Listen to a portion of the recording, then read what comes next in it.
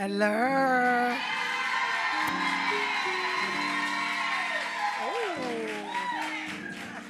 Y'all lit.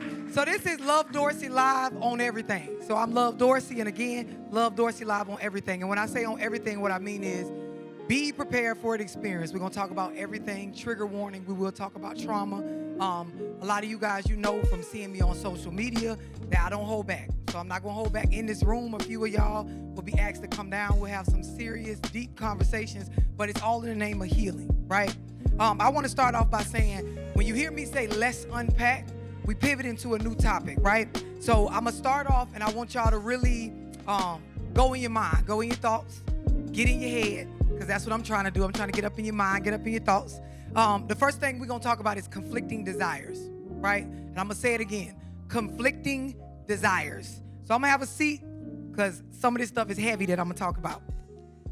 All right, so when we speak on conflicting desires, right, all of us have them, myself included. So when I say conflicting desires, what I mean is stuff that you want on both ends, but they are versus, they are opposite, they are conflicting. So on a light note, some of us, we want to be fit, we want to be healthy, we want to have the best bodies, but we want to eat the best tasting food. We want all the food with all the sugar, all the starch, all the fats, all that stuff that tastes good, but we also have a desire to want to be healthy, to want to live long, to want to be a resource to ourselves in the Department of Health, right? So now, to go a little deeper, right? Can you manage your conflicting desires? So some of us, we have those conflicting desires where we want our reputation, what we're known for, to be a certain way. Yet our actions and our abilities to be able to control or manage ourselves does not align with that. So some of us, we want a family reputation. We want to be known as, I was a good mother, right? I was a good father, a good sister, good brother. I was a value and asset to my family. But my actions and the shit we done went through, not so much. Some of us, we have those particular family members. We may have a parent that their desire, you can tell what they vocalize, is different from what you've experienced. So my experience with you as my mother or my father is not what you desire it to be. You have conflicting desires. You have beliefs, right? On the surface, when you speak, you talk a certain way as though this is good, but it's trauma for me. My perspective, my perception from the part of the room that I'm in, what I experience, it differs from yours. And so with that being said, I want you to go in your mind, go in your thoughts. We're going to talk about conflicting desires. And I'm going to start with bringing down my first guest. So when I bring you down, I just want to have a conversation on, do you feel hypocritical as we go through your conflicting desires? And it's okay. The idea is this is what it takes to heal, to get to know yourself, unpack your traumas, really look at yourself for who you are, not what you just desire to be. So DJ, if I can get you to come down. Anytime I can have a conversation with a black man, and it is from a space of healing and positivity and knowledge, information, exchanging of perspectives, I'm excited about that. That's what's up. So DJ, give yourself an introduction. Well, I'll say it like this. Y'all may know me from Relax and Take Notes. The only person that we've had on our podcast thus far has been Love Dorsey, right? And there's a reason for that. You know, in our first episode, I introduced her as a force of nature, right? And for those of us who are really familiar with her delivery style, y'all know she just go in, right? Which is a rarity in these days and times because everybody want to be PC, please everybody. Love don't give a fuck about none of that. You know what I'm saying? You're going to get it. You're going to get it raw. It's going to trigger you, and that's a good thing. You know what I mean? So being that I recognize the energy, I said, you know what? Let me bring Queen in. Let's have the conversation and let it go however it go. And that's what we've been doing about 5-6 episodes now, and we on the run. But I always key in on what I call the hidden gems in our community. You know what I mean? The people who have been doing the real work, not just on social media, but behind the scenes. And I know at some point, love has really spoke to you in a way that's like, damn, she really pulling my coat to some shit, and she may not even know you personally. You see what I'm saying? So that's what we're here to do tonight. So I give thanks, and I'm thankful for it. Yes, y'all definitely give him a round of applause. So DJ, let me sit back because let's unpack. Let me say this, right? So I want to go back not to the DJ that I'm sitting here looking at in front of me, but let's go back to a time where you were a different DJ. And so I want to know, on this particular topic of conflicting desires, tell me your perspective and your understanding of things like wanting to be a good person, but you're not one when you look at your actions, wanting to be a certain or wanting to be viewed a certain way by family, but that view that family has, their perspective of you is not what you would want it to be. Take us back to before you were here. Give us some of that wisdom from the old DJ. Absolutely. Well, I'll say it like this. I'm born and raised in New Orleans in the lower Ninth Ward, which is the bottom of the bottom. And so what I recognize at this particular stage in my life is that I struggled with feelings of inadequacy based on my father, who was a street nigga. You know what I'm saying? Who I felt left his family for the streets, chasing the bag, chasing, the fast life. You know what I'm saying? And struggling with issues of inadequacy because, when you in the streets, you have those times or that season when you're up. And I'm a child of the 70s, right? I primarily grew up in the 80s, so I remember what my community looked like before crack. But and this is something as black people that we gotta deconstruct. We don't talk about it. Yeah, we gotta, because we had a particular way of relating to each other before crack, and then after crack came, it was like, God damn, what the hell didn't happen? It was like a nuclear bomb had been went off in our community. You know what I'm saying? And so my father was one who was in the game and then got caught up in the game. You know what I'm saying? So I remember I have visions of him being up doing this thing, and then I remember him being like homeless, destitute, strung out. Right. You know what I mean? And those feelings of inadequacy, dealing with him or seeing him in his worst condition. And I'm like, damn, is that going to be my inheritance? Right. Is that what I'm going to have to deal with when I grow up? Right. And I'll take on responsibilities of a wife or children and all of that. You know what I'm saying? Right. So I found myself really struggling with those same challenges. Come on. You know what I'm saying? Growing up in that environment, not wanting to be that, but at the same time, it's like these are my influences. You know what I'm saying? Yeah, and I'm like, I found myself doing the same, going down the same road. You know what I mean? In the streets, going to prison and all, and I'm like, you know what? I'm doing the same thing that my father did. Although your desire was not Although in my conscious mind, I'm like, I gotta do shit different. But I'm doing things the exact same way. And it wasn't until I got out of prison and I realized, DJ, you got to get this right. Because if not, you're gonna end up the same way. You know what I'm saying? And so to your point, we be knowing stuff in our conscious mind, but subconsciously, spiritually, we still moving according to those generational curses or those generational traumas that we have yet to heal from. Now tell me, because you're saying some deep shit, tell me on your journey of becoming what you desire, not just having those conflicted desires. What did you realize there was a lack of in our community in regards to resources for you as a black man? Because you saw it with your father, right? And like you said, I don't want to inherit this. But what else is there for me to inherit if this is all he has? The game, the ups, the downs, his understanding of the streets and family and what you do or what you're supposed to do as a man to show up. What did you realize, okay, there are no resources of this? I realized that there was no safe space for us as men. And that's what I advocate for more than anything, for us to be able to, and this is what women have to understand. We as men, we have our own vulnerabilities. We may put on this hard exterior, right? But that pillow talk gonna reveal a whole lot. You know what I mean? In our intimate moments with you.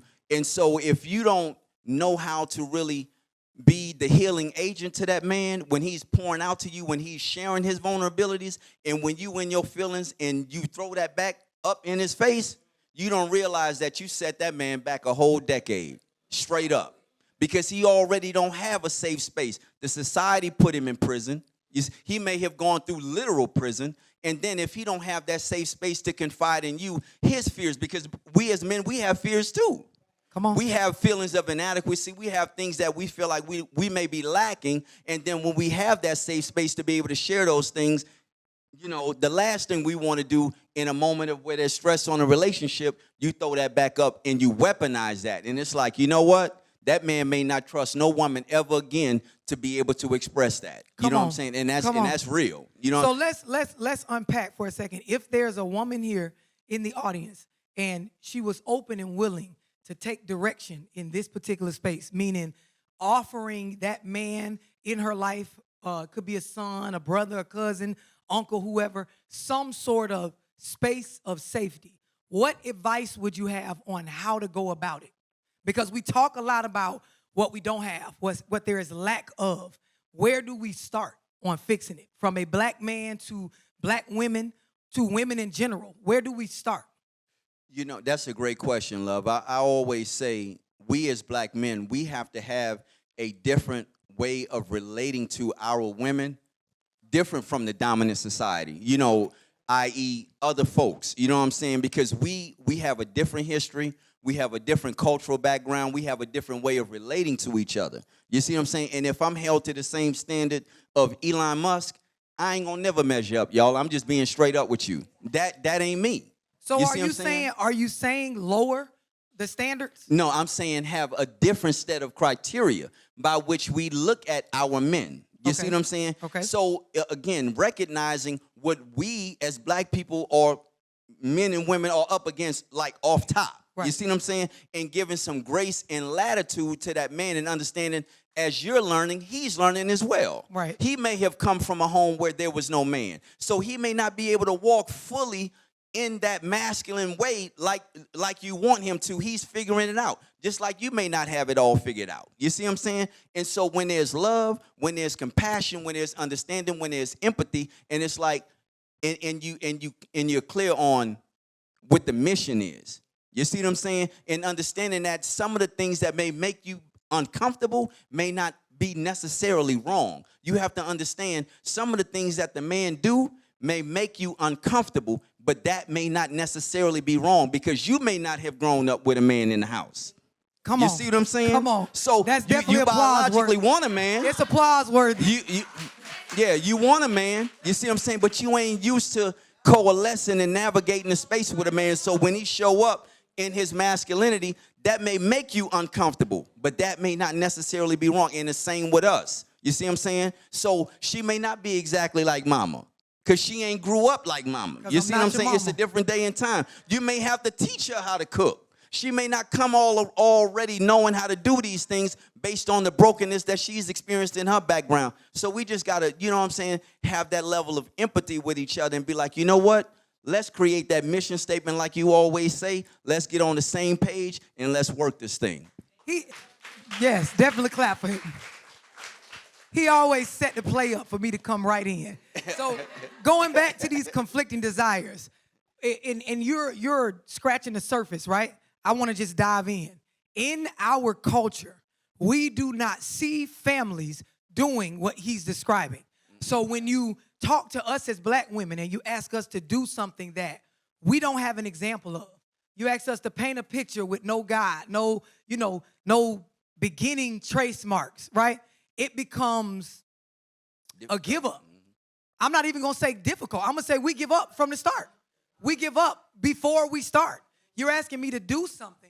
And I definitely understand that on the opposite side, men, I'm sure y'all feel the same way, that there are a lot of things that women desire, especially in our community, for you guys to be, that ain't no example of that. Right. When you go back to what he said about the era of crack and how it affected and changed our lives and our family structure, you mix that with a lot of the systemic stuff, the governmental welfare programs. Where are the examples, right? And I'm speaking for the majority of our community that is fighting to get out of poverty while trying to fight to get it right, right? So talk about these conflicting desires, meaning from a female space, if I can be honest, and, if there's anybody that disagrees, feel free to throw your hand up and say that you disagree. But when you referenced not to hold you to the standard that we would hold Elon Musk, right? take him out of it, but take the idea of stability that comes along with somebody like that. We desire that. We desire to be covered, coveted, protected.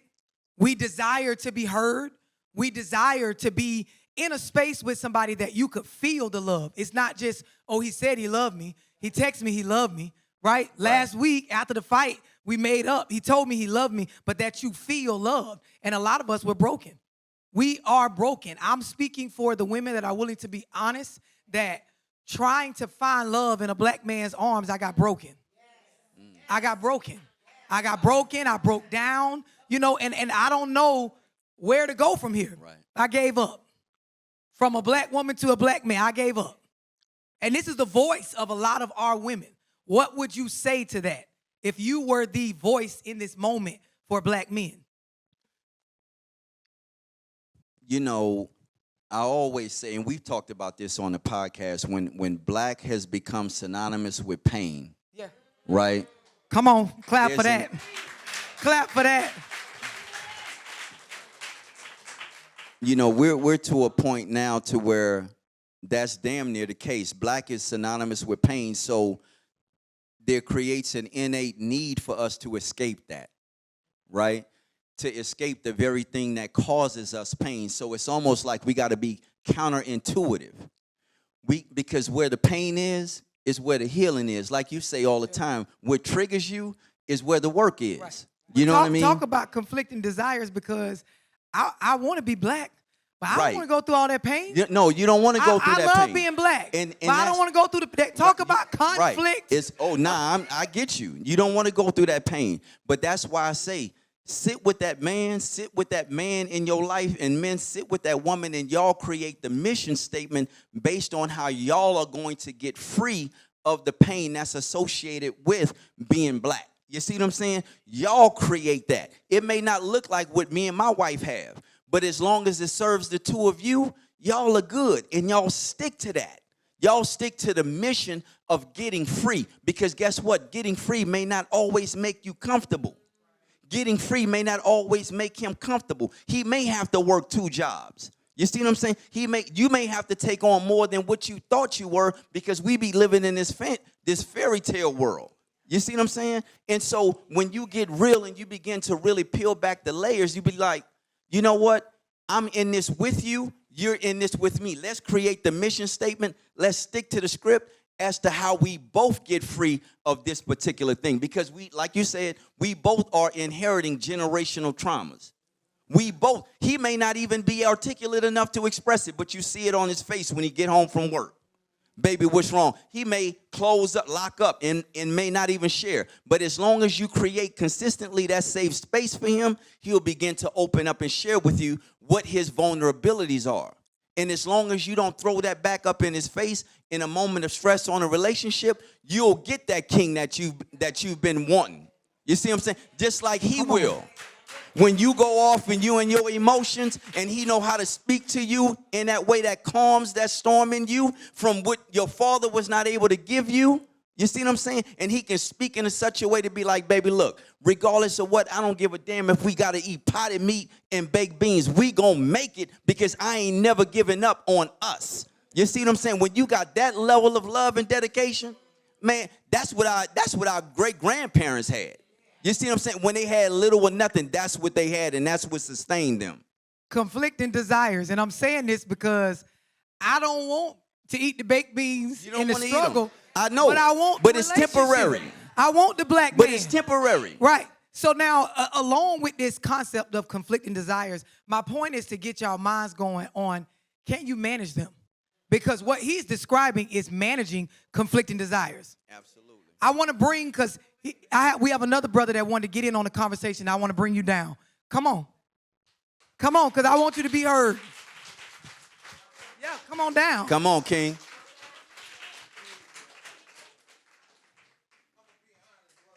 No, come on down and get the mic. Come on down and get the mic. I like the fact that you... Come on down and get the mic. This is a place where black men get heard. Black men get heard. I'm going to give you my mic, King. You're going to get my mic. No, I give him mine. Yeah. I'm from... Sit on down. No, we gonna stay a while. Sit on down, yep. Get in camera view. I'm lit, love. I'm lit a little bit. You hear me? Bacardi. Listen, Yeah, this is yeah, a space I'm lit. where black men gonna get hurt. Yeah, I'm from Pennsylvania, Chester, by Delaware, between Philly and Delaware. Okay. I got my man up there. You hear me? That's another story. I'm just Okay. But I down saw you there. throwing your hand up a few times when DJ was talking. Yeah, cause I'm sorry. Let me calm You down. got it. My adrenaline. You got it. Y'all clap it up for him. Yeah, but I'm from Chester, Let me Pennsylvania. hold a thought. Let's make sure. Is his mic up, Shy? Yeah, I can hear myself. Love. Dorsey. Okay, just I put can it hear up to your myself, mouth. Yep, love. we want to hear everything. I'm from Chester, Pennsylvania, but how can I say it? A impoverished environment. Chester. Poverty. Been in foster care. I got burnt. You see the whole right side of my face. Like, Yeah. I've been in like trauma. That pain. Trauma shit. You Yeah. hear me? Like, to be honest, like real shit. Yeah. Like shootings, like drug dealer, Yeah. whatever. I've been locked up a million times. You hear me? Yeah. 12 times in my lifetime. That's another story. But I'm being honest, straight 100%. I came home in 2014 doing 4 years for a gun charge. I got in a union, construction, laboring. Let's go. I'm working in Jersey, New York, and all Right. that shit. Like, get my life back in order. Right. Like, positive shit. You Right. hear me? So I've been doing that. You hear me? But I'm just telling you, like, my mom died when I was 17. I'm 41 now. My birthday, July 17. I'm about to turn 41. I'm 40 right now, but I'm about to turn 41. Right. July 17. But Pain. yeah, He describing like the pain. trauma. We said it, but now you seeing it. Yeah, I'm just telling, like I understand what y'all be saying. That's why my friend Kareem, right here, Kareem Mason with the Pittsburgh Phillies, he up there chilling. He trying to act like he don't see me. You hear me? Come here, Kareem. Come here, bro. So let me ask you this: when DJ spoke, Yeah. and you know he said the words, but you felt, Yeah, and you could see. I love Dorsey. I follow you on my YouTube joint. You hear me? Like, I follow you, but I just, you know what I mean? Like, I'm lit, love Dorsey. I'm so sorry. So, but tell me this, lit and all. Tell me, as you're in your journey, and DJ, I know you can relate. He in his journey, right? Yeah. What is the biggest struggle for you? Going through all of the stuff that you just described. This man described childhood trauma that he shouldn't have went through, adverse childhood experiences that he did not deserve. I don't know if anybody in his life has ever looked you in the face and told you you didn't deserve that.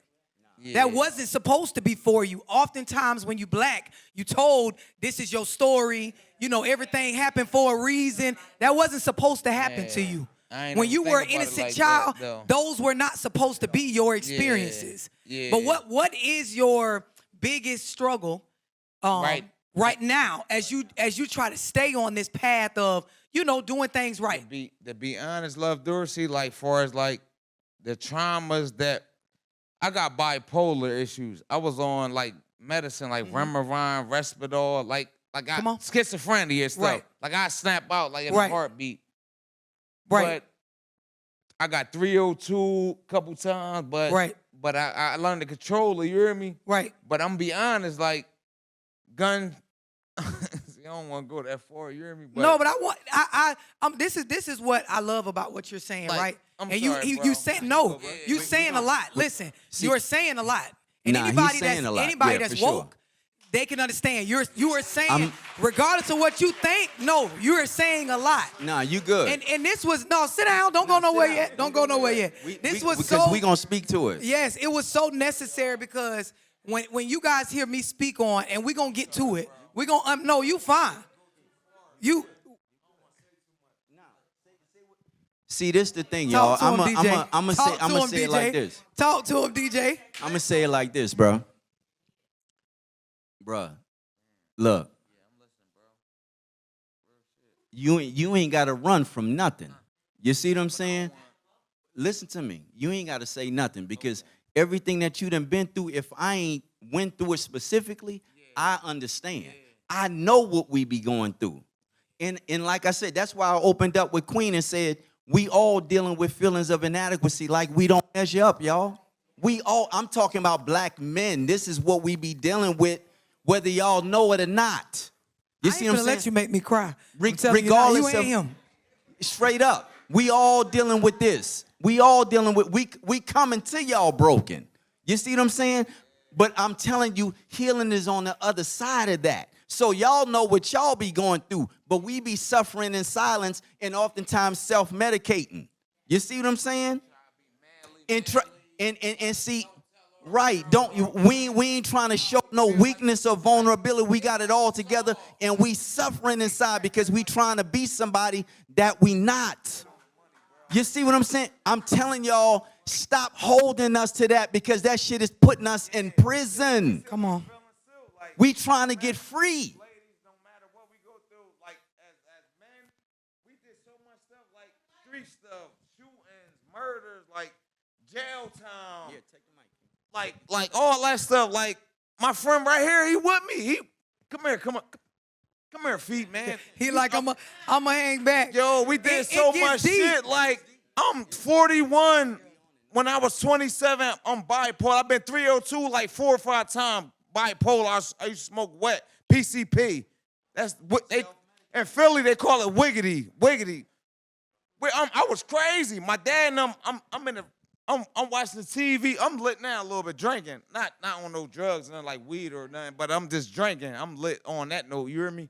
But my dad, I had a gun in my lap. I'm sitting Indian style in front of my TV like this, you hear me? I grabbed my gun off my waist, shoot at the TV.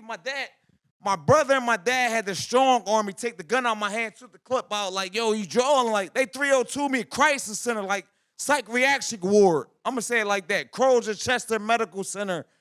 Because I was about to blast the TV. I'm thinking the people in the TV watching me, like, behind the scenes, like, I'm like, conflicting. My dad grabbed my arm, like, yo, chill, you drawing? Yeah, Don't that sound like somebody that's literally been at war? Conflicting desires. That's been in a war environment. You see what I'm saying? And so and we talked about this on the podcast, that the human body or the human being is not designed to be on high alert for long periods of time, y'all. That produces. Y'all clap for him. Clap it up for him.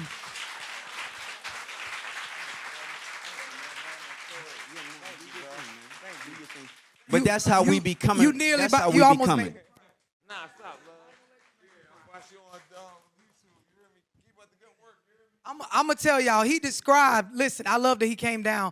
DJ, he described conflicting desires. He did. Because perfectly. everything, and you can tell because he want to be different. Okay, without him saying it. Yeah. The things that he described that happened, this is from the outside. If you were there, it may look like this person just fucked up. There's the judging. There's the lack of empathy. There's the, oh, that's what they do, right? But every bit of the way this man talking about his experiences, he don't want it. He don't want it. Conflicting desires. Let's unpack. We're taking a break.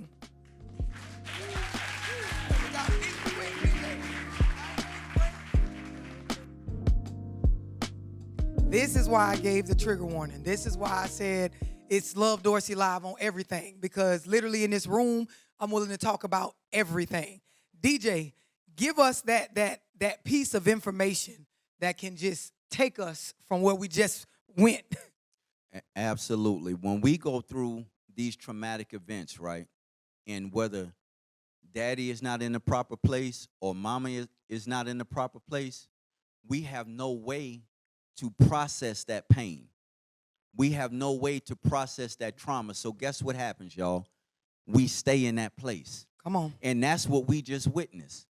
We just witnessed somebody revisiting because they're still in that place, 12 years old, needing the reassurance that only comes by a healthy father, needing the reassurance and the protection that only comes from a healthy mother. So in the absence of that, we stay stuck in that space and in that place.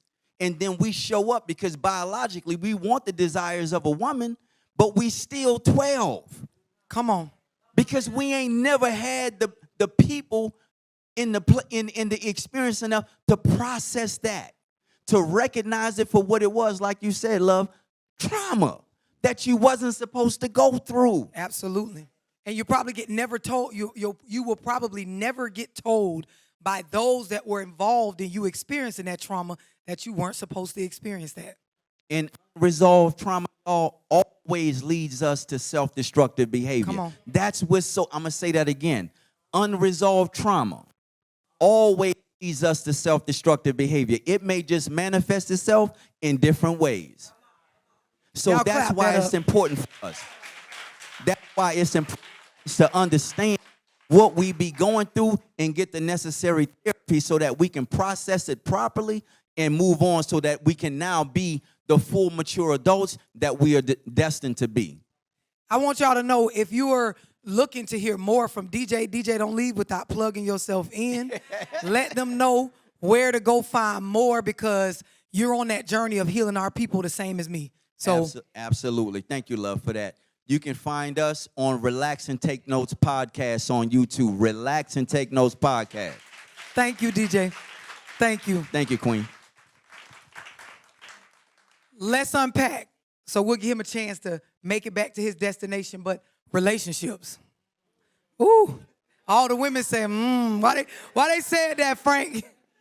Relationships. So I want to bring somebody down, and I want to have and it gets deep and deeper. I want to have a discussion about relationships and specifically loyalty, right? There is a thin line between loyalty and stupidity. There is this loyalty versus, am I giving away too much? Am I being too down, right? Am I doing too much, so to speak? And everybody has heard that term. So I want y'all to clap it up. Damienne, come join me.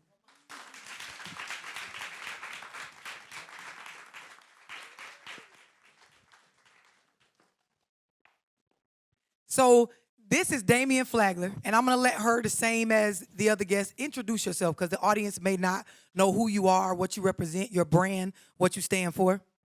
Hello, y'all. I'm Damienne Flagler. I'm the curator of Goat Glue, a waterproof adhesive that's really popular in the industry right now. And I'm also the owner of Damienne Fine Salon.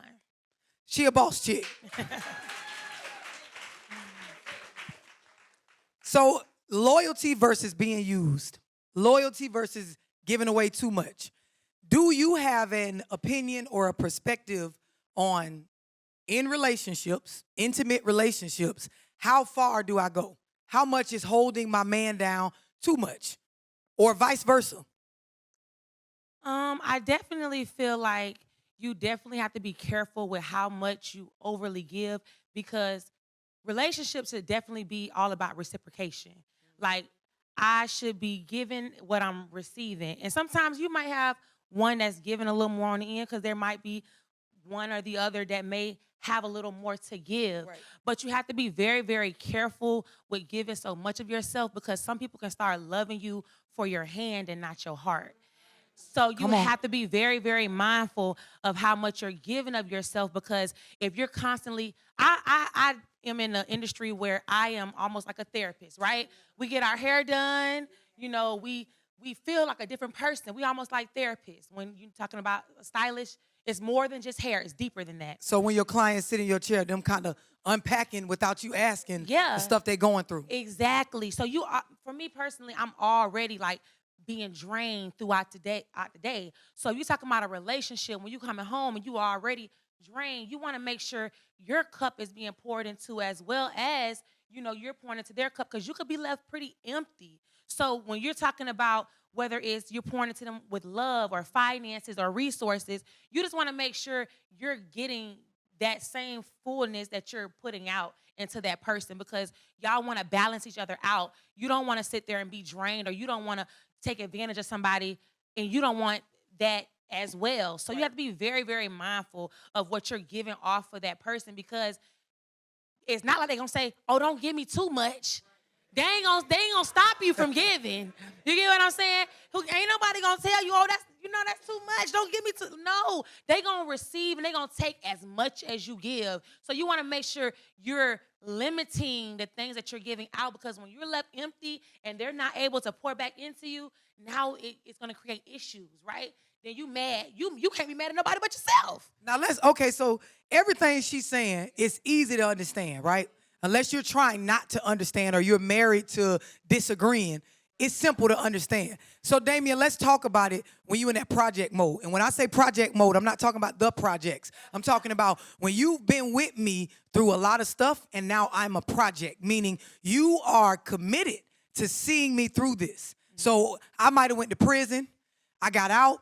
Like DJ and the other guests explained, I'm trying to change my life around. And you may see that I'm giving way more than what I'm receiving. But I'm hoping for a different season. My desire is to see this person through what they're going through into a new season to where I can get my due, right? But it's taking a lot. And then we get in this space, especially us as women. I see it in my community as black women. We become the fixer. So now it's not about measuring if this is fair or balanced, like she just described. I know what she just said, but I'm in it with my man, and I'm trying to fix this. I'm trying to help you get a car. I'm trying to help you find another job. I'm trying to help you start a business. I'm trying to help you get on my level. And then within that, I end up becoming the bad guy because the roles get reversed. Right. Well, that's deep, because when you're trying to be the fixer, sometimes you end up crippling people. Come on. Enabler is what they call it. It's an enabler, absolutely. And you don't want to interfere with sometimes are God's lessons for people. So you can't be Captain Save-A-Ho all the time. Come on. Because you got to leave that up to him. You know what I'm saying? Even though you want to help, you want to save, you want to do all of that, but sometimes you just can't do it. Come on. Sometimes you just can't do it. They got to do it for themselves. And until they do it from themselves, sometimes they won't even respect all that you're doing and all you're giving because they don't even understand. They didn't put that work in. Yeah, you can clap for that. You can clap for that. You know what I'm saying? They might feel entitled. You know what I'm saying? So you definitely want to be very, very mindful. And also, you can't want it more for them than they want it for themselves. Come on. You just can't. Come on. Just can't. I can want you to win. I can bring you to the water, but what? I can't make you drink. You get what I'm saying? So you have to be very mindful and kind of just, peep how bad they want it, because I can't want it more than you want it. Right. Because guess what? You can see the potential in your significant other all day long, but people die with potential. Come on. The graveyard full of potential. You get what I'm saying? So if they don't see it for themselves, they don't believe in themselves, you believing in them more than they believe in themselves, baby, you dealing with a dead dog. It ain't much you can do. It's not much you can pour into that person, because they first got to believe in themselves. They got to have that faith in God that it can happen, that they can see it through. But you can't be the one trying to do the works for the next person. Right. The blessing is supposed to be for them. So the works got to come out of them.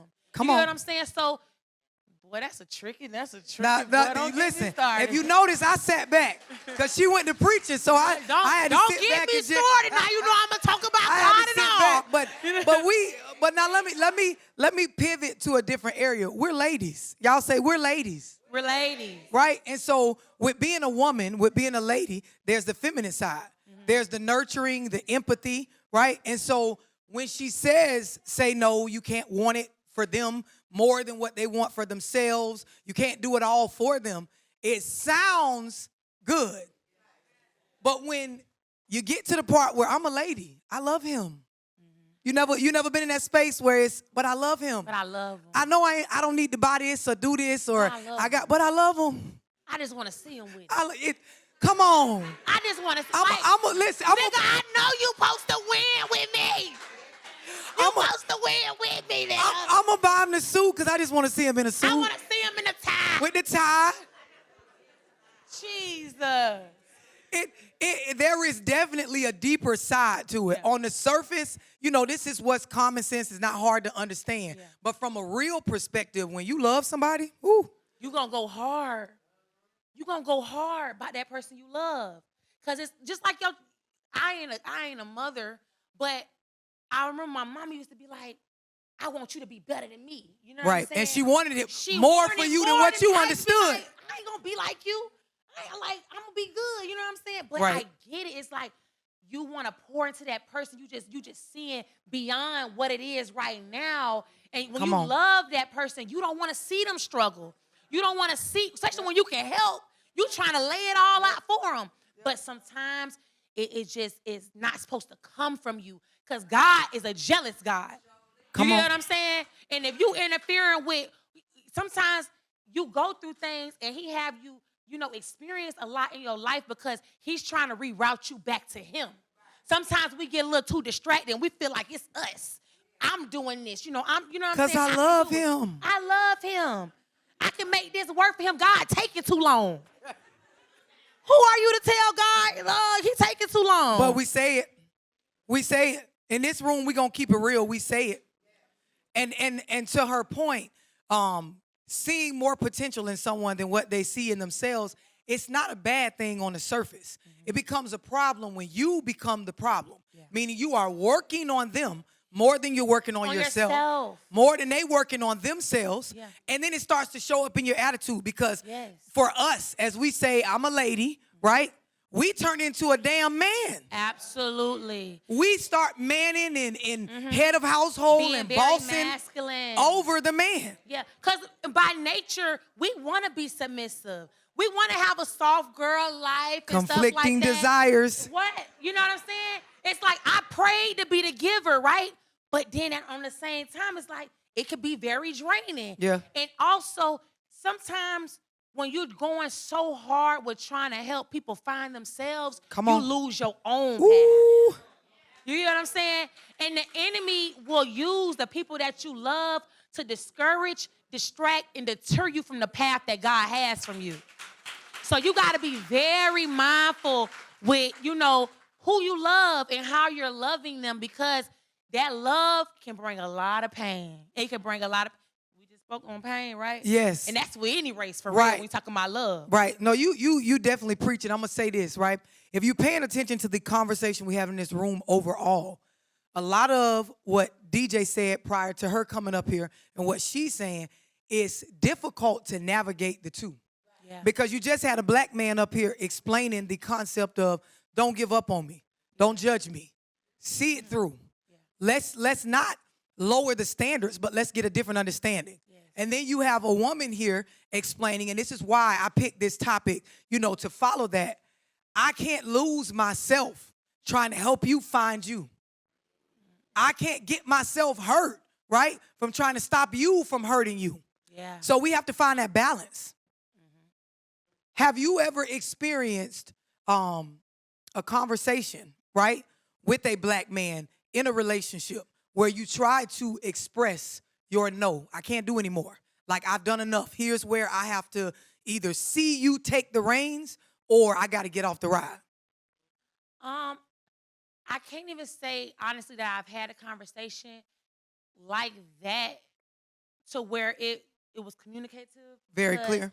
I'm a horrible communicator. Like, I swear, like, when I shut off, I shut off. So it's just like once I'm there with you, because I have so much patience to where I try to give you that mile or that space to, like, do what you need to do. And I feel like you're supposed to know I'm giving you This that. is the assumed understanding. You get what I'm saying? She assumed that you understood. You understood all I've tried to do, all I've tried to provide, all the resources, you know what I'm saying? You just assume, like, nigga, I see myself doing this. You don't see what I'm doing? You don't see how much I'm pouring into you? You don't now see here go the women. all the women. But when I step outside the situation, it's like, well, dang, did you really explain yourself? Yeah. Or did you get upset and just say, Here go the maturity. You get what I'm saying? Here go the maturity. As she steps outside of the situation, she now knows better. I should have explained. I should have communicated. I should have expressed, right? I shouldn't have expected or assumed that they understand. Now, I'm going to tell you, when you so beautifully explain your assumption of them understanding, most of the women in the room was like, oh, amen. He should know. Child, he need to know. Right. Bitch, you don't see what I'm doing? But you got to understand, sometimes, people come from a household that they don't even know what that looks like. Come on. Like a woman, like, helping or trying to, because we naturally just think like, men supposed to lead, this, that, and the other. Some men don't know how to lead. What it looks like. Some men never even had a man in the household that taught them how to be a man. They learned it from whatever they were surrounded by, right? So you can't just assume a man, you finna get in a relationship with a man and he just gonna lead you down a path to paradise. You just cannot think that. Yes. And that's where we mess ourselves up, because we are our expectations of a man. Come on. And once they don't meet that expectation, now you mad. You mad at this man. He don't even know what you mad for, because he like, Well, dang, what did I do? He literally, honestly, don't even know what he did because you didn't even communicate your expectations. But of it's him. common sense. But His you ass feel should have like known. it's common sense. Oh, you know when the first of the money is. Everybody know when You the first knew of the rent was money due. is. He knew rent You know was due. when rent was due. It's You due the seen same bill. day every month. You get what I'm saying? But when he never even had a responsibilities like that, or whatever the case may be, he like, well, shit, I knew it was getting paid. Right.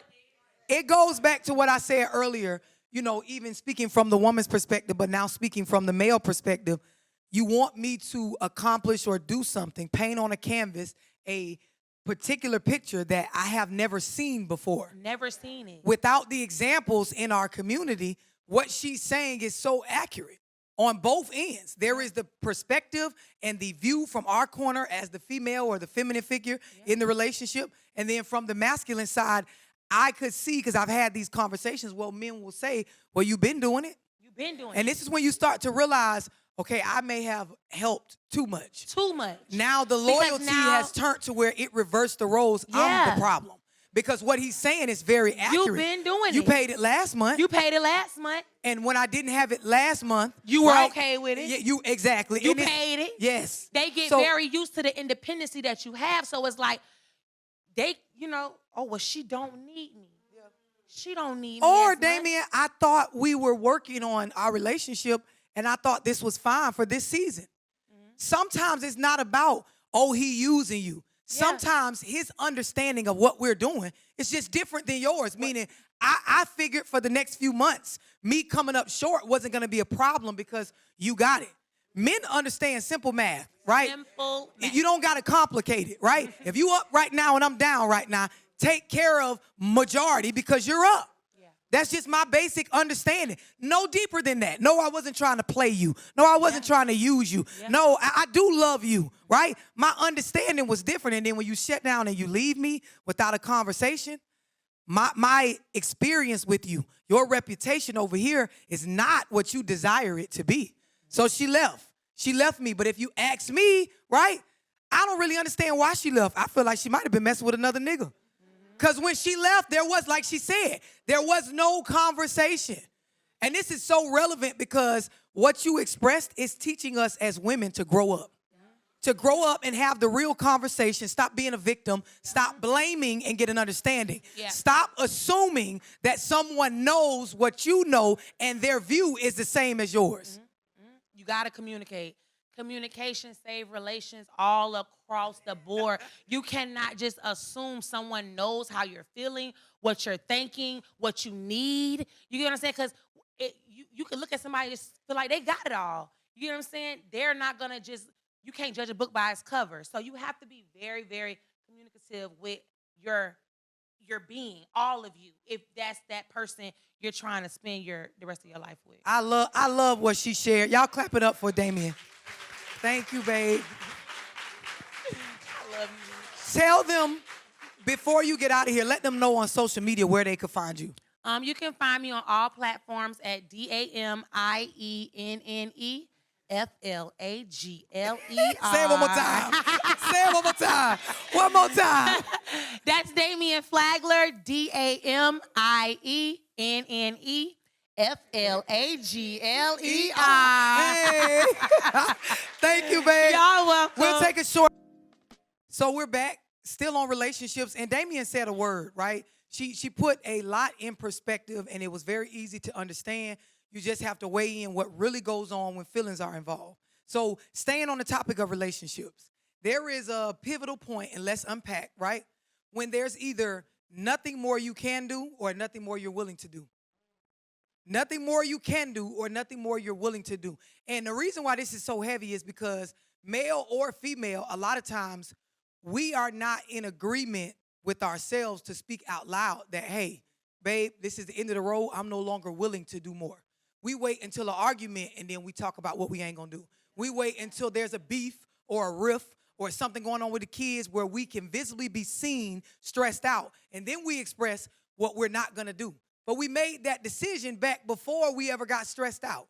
So I want to bring somebody down, and when she comes down, we're going to dive into this conversation. Sierra, come on down.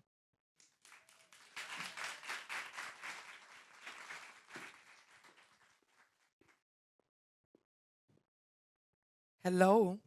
So let's have this conversation. So are you or do you, right, have an opinion on the concept of I have understood with myself that there's nothing more I can do in this relationship and or there's nothing more I'm willing to do. Like I'm not willing to put in anymore. Yes, that's the space I'm in now with my current relationship. Where you're which one? Or is it both? I'm saying is it both or is it I can't do anymore or I'm not willing to. I can't do anymore. So you feel there's nothing more I can do. nothing more I can do. Okay, put your mic up so we can hear you. There's nothing more I can do. The last run, I did everything the person said that I needed to do because a lot of the blame fell on me in the relationship. So I said, okay, this is all I can put into it, and I'm going to appease the person's opinion because they're not willing to do the work, and I am. So let me give you everything you thought that you wanted out of me, and it still wasn't enough. So let's have this conversation, right? When you describe it as you say it, it comes off like the other person was in the wrong, I was in the right. I put in all I could per their request, and it didn't work. Right. Is that how are you intending to come off that way? No. It was really from a genuine space of let me evaluate myself. Let me take into consideration the things the person said. Let me look at myself. Let me look from their perception, and see if there's something that I could do differently. So the things that they said they needed me to do differently, I actually did those things differently. And what happened? Same results. You just can't get it right. There's still just a clash of the two parties. So let's talk about the common sense in it, right?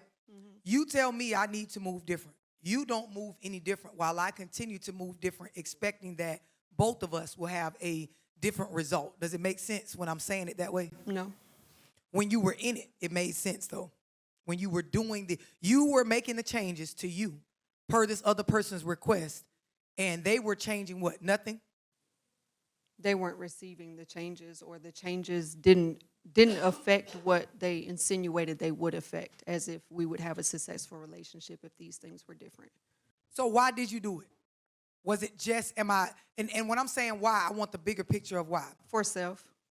It was for myself. So when I exit the relationship, I could have the assurance that I did everything in my power that I could do. So you say that again. Put the mic up. It was for myself. I did all these things so I could make sure when I exited the relationship, I had a clean heart because we have a family, we have children. So it's a lot on the balance in letting go of a relationship, which is what makes it very difficult for me to let it go. And I'm always trying to put forth effort to heal, to grow, to evaluate myself, to see if there's things that I could change. So in this season, it was for me to ensure that I had done everything that I could do before I exited the relationship. So was it to make a point? To myself. A point to yourself? Yeah, it really was. So now, and I love that you are, and I respect that you are willing to admit that. A lot of times in relationships, and this is not just a female thing, right? We do certain things, and although it is coming from the heart as we do the actions, it is about proving a point, meaning we know the relationship dead. Like, we know while doing the shit, ain't shit finna change. We got enough years in, enough habitual behavior, enough understanding of how this nigga think, how this female think that I'm going to go on and do it. Like, I'll fix this. I'll be quiet. I'll shut up, cook more. I'll change this. But I'm knowing the things that actually need to be confronted in the relationship, we're not confronting that. Like, I'm almost entertaining your dog and pony show for the sake of saying, hey, I did it. I was right. From a perspective of now looking back, was it the right way to go about it? Would you do it that same way again in regards to your exit strategy? The only reason I would say no, because it was just a waste of more of my time. So no, because I just wasted more time. Because just like you said, I already knew it wasn't going to pan out. I knew those are not the appropriate things that need to be addressed in the actual relationship, and what needed to be focused on and what needed to be fixed.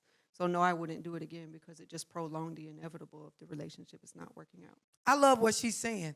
Now, when you say the point, because you make a very deep point on it wasted more of my time. But who else's time was wasted? His and my children's. Yeah. Yeah. Yeah. And I love that she knows that off top. Oftentimes when we speak on situations, it's from a very selfish space. So when you say, I would do it different because I wasted a lot of my time. No, I wasted our time. I wasted this man's time. I wasted mine. Like she said, I wasted moments where we could have been preparing our children for our adult bullshit. And going back to what I spoke on earlier, talk about conflicting desires. Everybody knows you desire to be a good mother. And I'm pretty sure, their father desires to be a good father. But when you're in relationships so caught up in your ego and the points that you're trying to make and the things that you're trying to prove, right? And you're not looking at how it affects the children. And a lot of us have done it. I can relate to what you're saying because I remember moments where I had to check myself and say, listen, you are so caught up in the adult shit that you don't realize the child is experiencing their own experience of you and their father in the moment. And y'all just making y'all stuff matter more. And this is an adverse childhood experience for a child. It's a stressor. It is trauma. From an adult perspective, in the moment, this grown folk stuff. Me and your daddy talking. Go sit down. We going through stuff. And then by the time you do get to the separation that you went about the wrong way, you don't realize, like, I'm fucked up in my feelings right now, right? So, no, it ain't time to talk to the kids yet. Like, I can't give you a mature conversation right now because I ain't got it. I'm mad at your daddy. I'm mad at myself. I'm trying to figure out how to start from here. I ain't got it for you. And sometimes a month or two turn into a year. Then it turned into 2 years. And you ain't got around to the conversation with the children yet. So my next question is, do you have experience with having to put aside your ego as a woman and talk to your children about how you wasted their time? How you guys fooled them? Because we fool our children. I'm going to say it how it needs to be said. We fool the hell out of our children with these relationships, with the way that we go about situations, with the way that we pretend that everything is all right and that we have it figured out. And I'm not saying you're supposed to go unload all of your shit on them, but they deserve an explanation and some sort of effort to get them to understand what you're taking them through. Because everything that the adults go through, the children are going through some version of that experience themselves. So do you have an experience with that? I haven't specifically used the verbiage wasting their time. My youngest isn't old enough to understand. The oldest, we do have conversations regarding, the trajectory of the relationship. Right. When we don't think it's going on a good path. A part of the problem for me in ending the relationship is, for him, it can never end on good terms. There has to be what you were speaking on, some sort of beef, some sort of blowout. We have to have some sort of enmity between us and some sort of animosity versus us being able to just progress forward as co-parenting. So that's another reason that I often hold on to it, because it's tougher to go through the breakup than it is to endure the lack of fulfillment of staying in the relationship. Yeah, and I can empathize with, from a woman's perspective, the anxiety, so to speak, of knowing that I'm with a man that there has to be a blow up for us to break up. Like he's not gonna be okay with ending this relationship with me saying, baby, sit down, let's talk. I think that, we at the end of our road, not finna, no, you fucking another nigga. I told y'all that earlier. This is where the mind goes in our culture when you making some sort of mature decision to end this. And so, I've spoke on this before, and I want to speak on it in this moment because you brought it up. This concept where we believe in order to part ways, we have to fall out. There has to be a beef. You got to knock me upside my head. I got to cut your clothes up. I got to throw your shit out very dramatic. There cannot be any integrity or class behind separating. We can't sit down and have a conversation with the children or even the family members that are affected by us parting ways. It turns into, like Damienne said earlier, well, I don't want to have that conversation. You should already understand. They should know. The assumption of what somebody else understands is very immature. The idea to believe that others should just get over, right, what they're experiencing in a stressful situation, it's very immature. I love that you have the viewpoint that you have, being able to pull yourself out of it and admit where you could navigate differently in regards to not just wasting your own time, but everybody involved. How is it specifically when we talk about separating? Is it hard, or how is it with family? Because a lot of times when we choose to separate as a couple, family on one side or another. And sometimes our family ain't on our side in regards to what's going on. Sometimes it's the opposite. Like, that's my son-in-law. I love my son-in-law. Usually it's pinned against me with the family. It's me. I'm doing something wrong. I'm up to something else. I'm seeking something else. Or, right. You better get it together before you lose that man. So that'll come from my side of the family. And then his side of the family will pin me out to be the bad guy if there's something going on between us. Yeah. And I want to say this. I want to validate this in this moment. there is a real worry in the minds of women, and y'all don't have to be real, but I'm gonna be real. We're gonna unpack, right? There is a real concern in women when family and the men that we date put over us this cloud of you're gonna lose that man and then you ain't gonna find nobody. And you know you got all them kids, so ain't nobody gonna, you might not get back in something. And so you have one foot in, you have these conflicting mental issues on this particular topic. And I'm not saying there's not some substance to what's being said, but the same as when DJ says certain things need to be changed about how we're talked to and approached, I just don't feel that that's appropriate. And I'm saying it this way because it is a feeling of mine, right? I don't feel that it's appropriate to make someone through, for lack of better words, through threatening that their future may look a certain way, right? I don't feel that you're helping or you're giving any sort of real guidance by saying, child, you're going to lose them and then you ain't going to find nobody. Or them kids, they need their daddy and you got multiple kids and another man ain't going to want to marry you. I feel like there's a more mature way to approach these conversations, especially to keep us as women in our culture, right?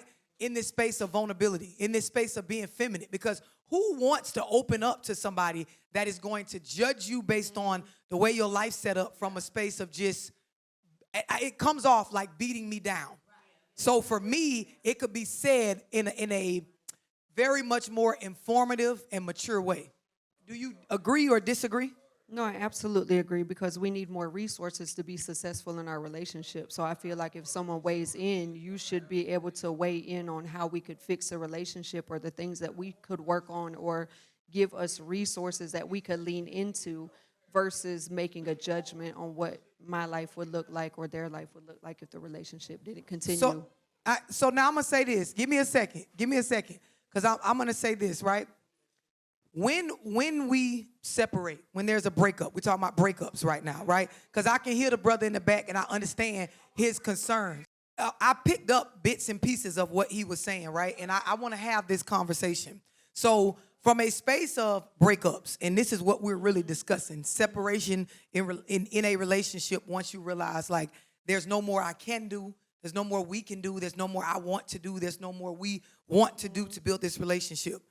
There needs to be within our culture a conversation on a regular basis about class and integrity and ethics in regards to separating. Because the idea is we are not trying to cripple one another as we leave these relationships, meaning as a man or a woman, you don't deserve to lose your livelihood because the relationship didn't work out.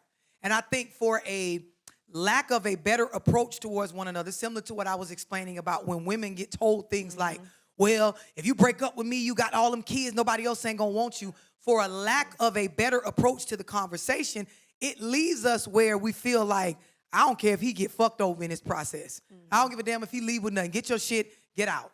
I don't give a damn if I'm taking this, taking that. And not only do we cripple one another, but the kids go through even more watching us beat each other down.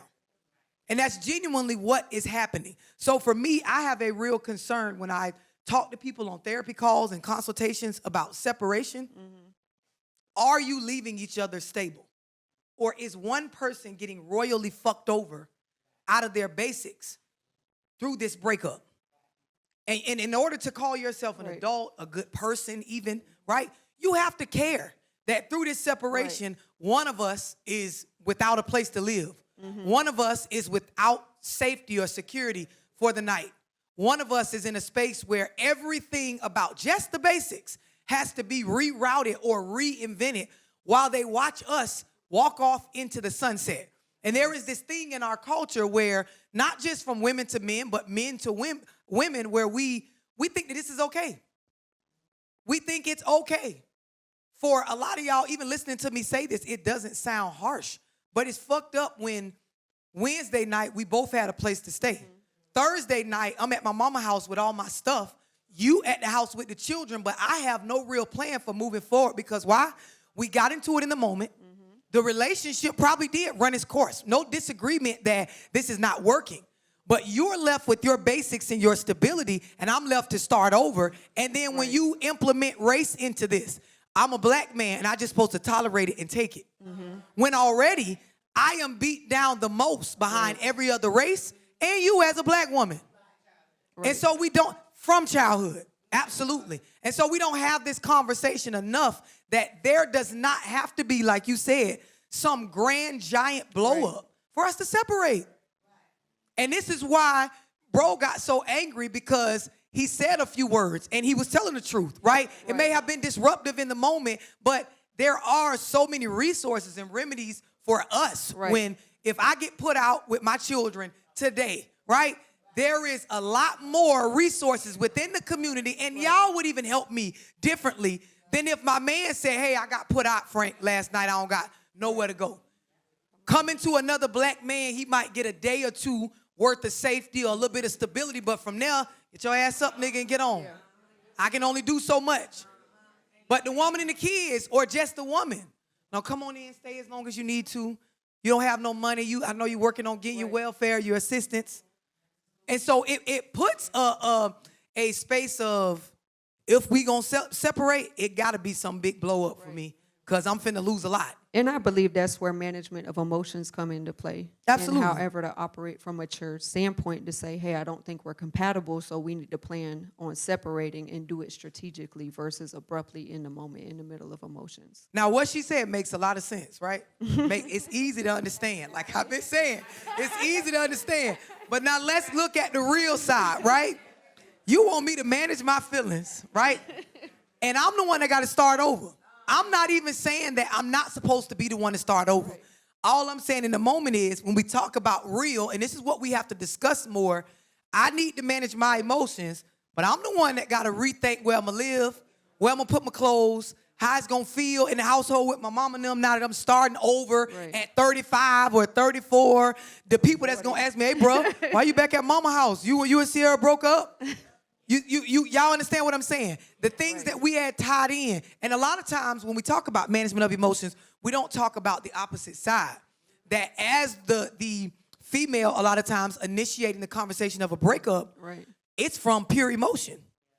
It's just like I'm saying, let's talk about a plan to exit, but it's emotional, so it needs to happen soon. Like right now. Like unrealistic soon. Like quicker than you can find another job soon. Like before you could even have a conversation with your mama and explain why the hell you got to come stay over there, it got to happen that soon. You see what I'm saying? I do. She's the management of emotions, she's absolutely right. We just have to make sure we look at it from a real space. I don't want to be cliche and just say, oh, this is where we just, got to manage ourselves. We be hurt. Like you said, a woman has already processed and made that decision before we present it to the man. So that's why it's easy for me to go into it with my emotions managed, because I've already made the decision. You thought about it. You processed it. I don't need any influence on changing my decision at that point. I've already made it, so it's easier for me to manage in that point. Now I'm gonna go ghetto, right? There's a wrongness to that. If that's even a word, there's a wrongness to sitting up and deciding. Well, just think about this now. And if you even want to go spiritual, when you look at, what the Bible says about relationships and becoming one, while saying that we're one, right? You went off by yourself and was your own one and had a conversation, evaluated information, addressed the facts, right? On your own, and came up with a conclusion for us. Then you come back and you say, we need to talk about it, and you need to manage yourself, sir. You need to sit down. Don't start all that hooping and hollering. Like, we don't need to argue. Control yourself. Manage your emotions. I want to discuss breaking up. And like she said, I already decided. So I want to add Frank to this conversation. Come on down, Frank. If you want to stay.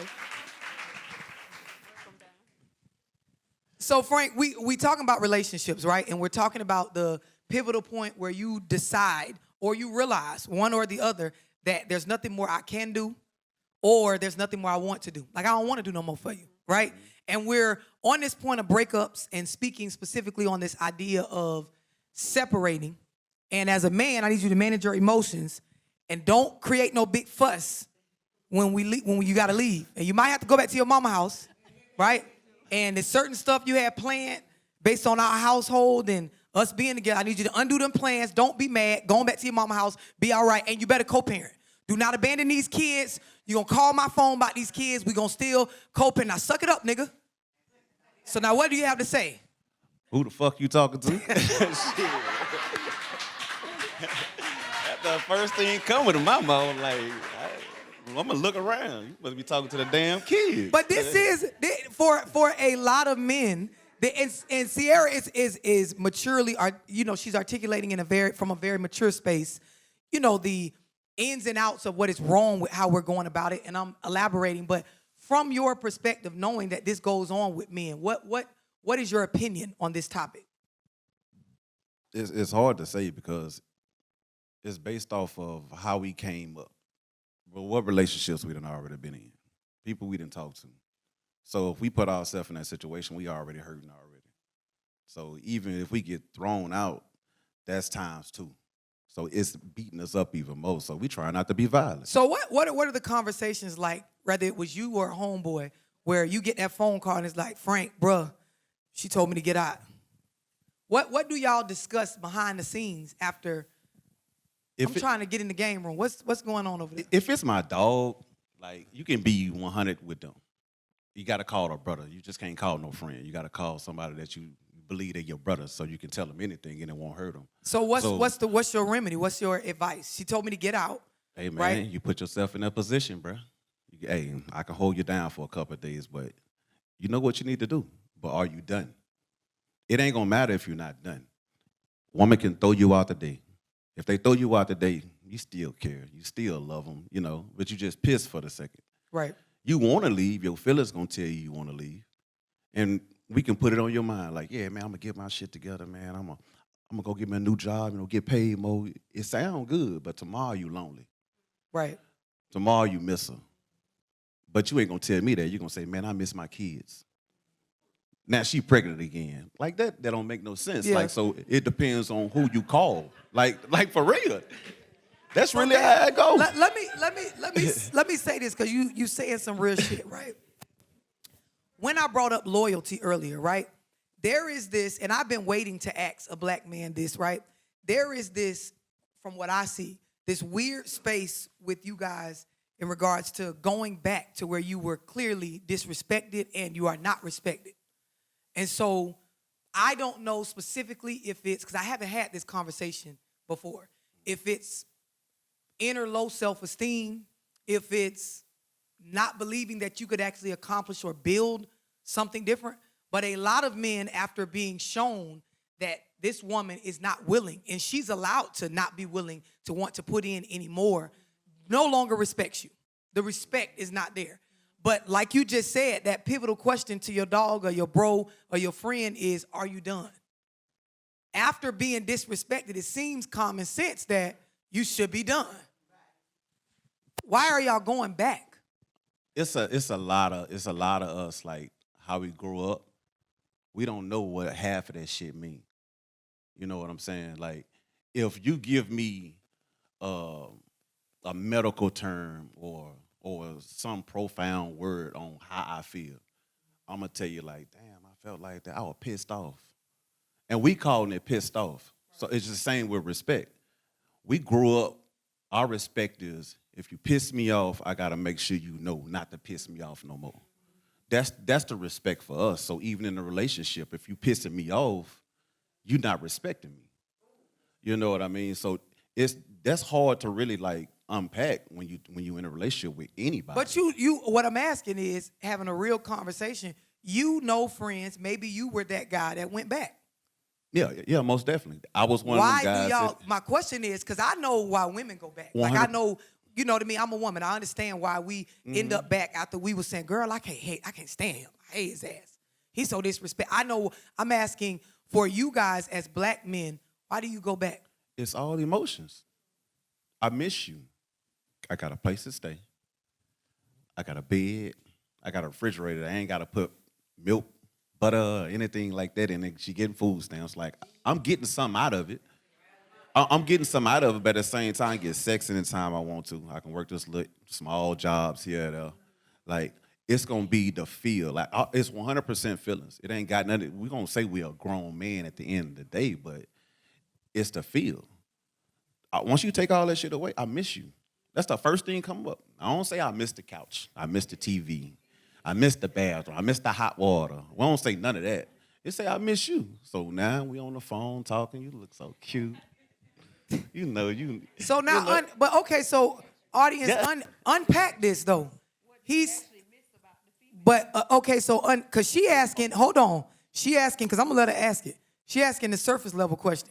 My mind is on the fact that this black man is saying that from his space or his perspective, my emotions will allow me to go back and tolerate disrespect as a man. We ain't talking about women right now. We're talking about men. And I don't know if another man in the room has a different perspective, but I know you've seen it in our community. And I'm not saying it doesn't happen in other communities. But men go back and tolerate disrespect or go back to situations where they know your actions have created an environment where she don't respect you no more. You might be going back for the sex and the food in the refrigerator, the stamps in your words, but after we have sex, right? You still not respected. Yeah, but after we have sex, everything is erased. It's like the reset In your button. mind. Yeah, In the male mind. It's the reset button. I can be pissed off. You can call me buku, bitches, and all this other stuff. You can be, I'm talking about all right, disrespectful, and put me all the way down. You can be mad at me 3 days and have sex and erase it and wake up in the morning to a new man. I want y'all to understand it's a trauma response. It's not healthy. Especially, and I'm making a point of this because we're talking about men in this part of the conversation. The fact that my respect as a man gets put to the side and I'm willing to be over here knowing that you don't respect me, right? Just for the sake of feeling good. That's a coping mechanism. That is I'm willing to, breathe in this fresh air for the time being, even though I know there are times I'm over here suffocated. And that the suffocating moments stick with me long term to where it could affect my ability to grow and be a leader and provide as a man and become what I'm supposed to become. So now ask him that question because you had that, and I call it a surface level question, but it is stuff that your mind as the woman goes straight to that. So now if we're watching this in real time, nobody's talking about what I just explained, that he missed her and is willing to go back to disrespect and to someone that's made it clear, I don't respect you for the simple fact of I miss you, right? And your question to him was, What do you actually miss? What is it that you actually miss about the female or miss about the relationship once you're out of it? Because you said it's not the couch. So give him the mic. What is it that you actually miss is the question. That's almost like being a punk. We're not going to tell you that. And there's no point in me telling you that. If, let's just say, we're not sitting here right now. Like, we out having something like that, and I'm trying to get back in your good grace. I know I done fucked up. I'm going to tell you all the good stuff and the sweet stuff, and I'm going to make that shit up. It's easy. I know. But what's the real answer? That's the real. What's the answer you don't want to tell us? The one that makes you vulnerable as a man. What is it that you miss? Come on. Hard. That's hard. That's hard. It's hard. But why? So now. Yeah, it's hard. It's hard to say I need you. Frank, why is it? Why? Because right now, in this moment, you are the spokesperson for the men, right? Yeah. In this conversation. Why is that hard to say, I need you? Exactly, DJ said. Why is it hard to say from up? And I get on the surface when you said it kind of makes me a punk. Like that's the I don't want to be viewed a certain way. But deeply, why is it an issue to get vulnerable with your woman? It's tough. It depends on how, who I talk to. And like this is real. Like I can talk to everybody in this room, even you. But if I can't get that level of trust in you and you can pull something out of me, I'll never open up to you. I'll never give it to you. And to be safe, like all men do this. I don't know which ones, but I know all men do. And some try to sugarcoat like, man, I don't do none of that shit. But every man do this shit. They give you a little taste and you would never know. You would never know. It can be. Say that again. A little taste. They give you a little taste of something that's hurting them or something they're thinking about or something they can't fucking figure out. A little taste just to see what you're going to do with it because they want to say more. we talk. Like, we really talk, and we want to let y'all in. But if you can't even take care of a little piece, you're gonna destroy me. Like, my mom is a woman. She destroyed me with a couple words. I'm talking about with a couple words as a grown man. I didn't even know it because I always had a good relationship with her. I'm talking about I can tell her anything. Can I, and I want to say this to you as a space of opening up, speaking for the women in the room, and anybody that disagrees, feel free to put your hand up. It's hard to unpack or navigate what you're explaining, right? Because, in the moment, and I'll go back to what we desire, right? We desire for you to stand up and be the man that we can respect, right? For me, I'm a firm believer in when women are in that I'm a lady space with a man, right? We overlook a lot of shit. We know how to not look at shit. And then when we're in that opposite space, we know how to look at everything. Everything. And so, no, it really is that serious, meaning, and y'all have seen it. There's moments where you like, that girl got to be dumb as hell. How she don't see that? When we don't want to see it and we in that, I'm messing with this dude, like this is my dude, this is it, we will overlook everything. But when we have those moments where I'm not respecting you, like the way you moving, the stuff you saying, how you going about this, your assertiveness on certain stuff that has to do with me, but non-assertiveness on stuff that has to do with providing for us or being that leader in the family, like I'm seeing everything. I'm talking about I can see when your left shoe don't sit right next to the right one. Like I'm looking at every nigga, you trimmed your beard wrong. One side is shorter than the other. Like I'm seeing everything. That's one. And it's not, I want to tell you this though, it's not that we decided like I'm going to wake up and see everything. It's like it comes over us. And so what you describe becomes hard to navigate. I'm not saying it can't be done. I want to give you the real perspective. Yeah. It becomes hard to navigate that you over here pinching off of parts of you when, like, bro, I can see everything. Like, come on with it. So we can unpack and we can get to the root of what we need to do. This is when you get in that space, like she said, where I'm asking, what I need to do for you to get right? That is definitely true, but one thing, you can notice everything about me. All my movements, everything. But that one thing you ain't never noticed when I was hurting. That ain't got nothing to do with socks on the floor. That ain't got nothing to do with me going to work and coming home and paying the bills. That ain't got nothing to do with me taking care of the kids. So everything gonna look normal. You can't even tell that I'm hurting. It says a lot about you. So what is y'all, and I'm asking as a woman to a man, what is y'all expectation with that behavior? And I'm genuinely trying to understand, like the fact that you said, I noticed you're leaving your socks on the floor. I noticed that this ain't quite right. You're not doing that right. And like you said, and I'm owning it. I probably didn't notice when you were hurt. I noticed everything but the right shit. What is your logic or what is your thinking? Where is it going by you continuing to hide it or not point it out to me? I was sitting over here thinking about this earlier. I don't know why I was thinking about it, but y'all was up here talking about something, and it just came to me. When a man tells you, or he tells himself, "I'm all right," that's the last thing you want your dude to say. Like I'm not gonna lie to you, because if your man tells you I'm all right, he been telling himself that by himself for a long time. And I could mean anything. I can have a headache. I'm all right. I'm gonna go to work. His blood pressure might be up, but he ain't thinking about that because we don't go to the doctor like that. Women, y'all shit, that's a bump shit. You're gone. What am I to do with that? So I guess I'm asking because I deal, when we talk about relationships, and I know Sierra understands what I'm saying, almost like currency. What am I to do with the I'm all right? What would you like, black man? What would you like me to do with that? Because I'm willing to put in more. I'm not to the point where I don't want to put in more. What would you like me to do with your constant I'm all right? What should I do? Because I don't know where to go with this, how to unpack this. What you want me to do with that? We need to start with that right there.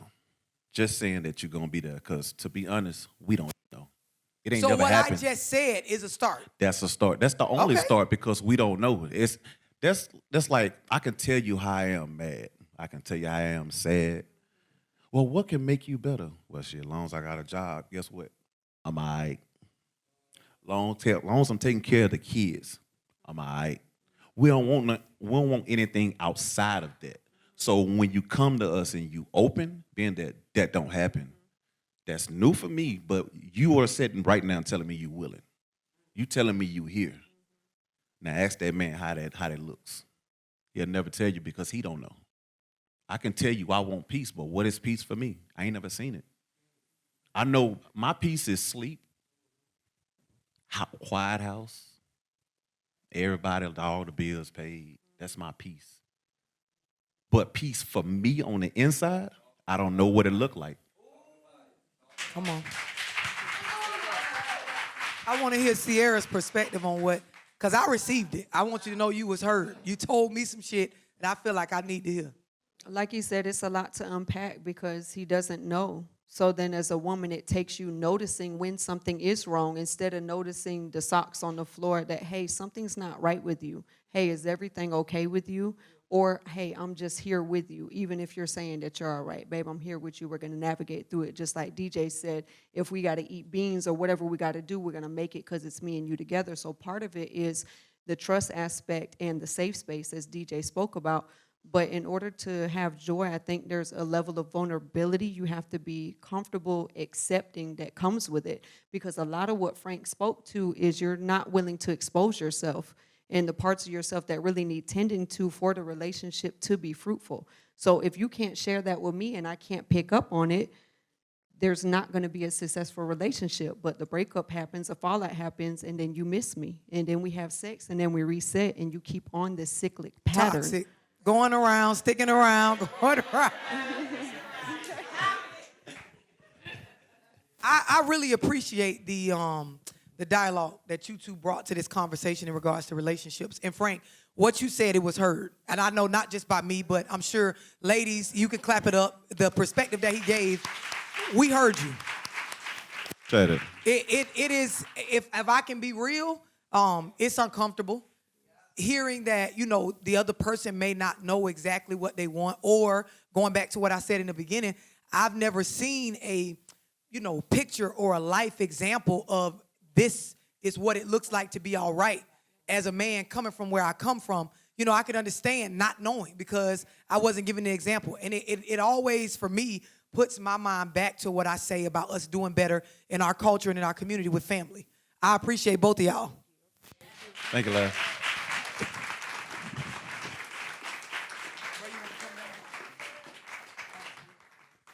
So I want to pivot to stress, and I'm going to have this conversation with a man.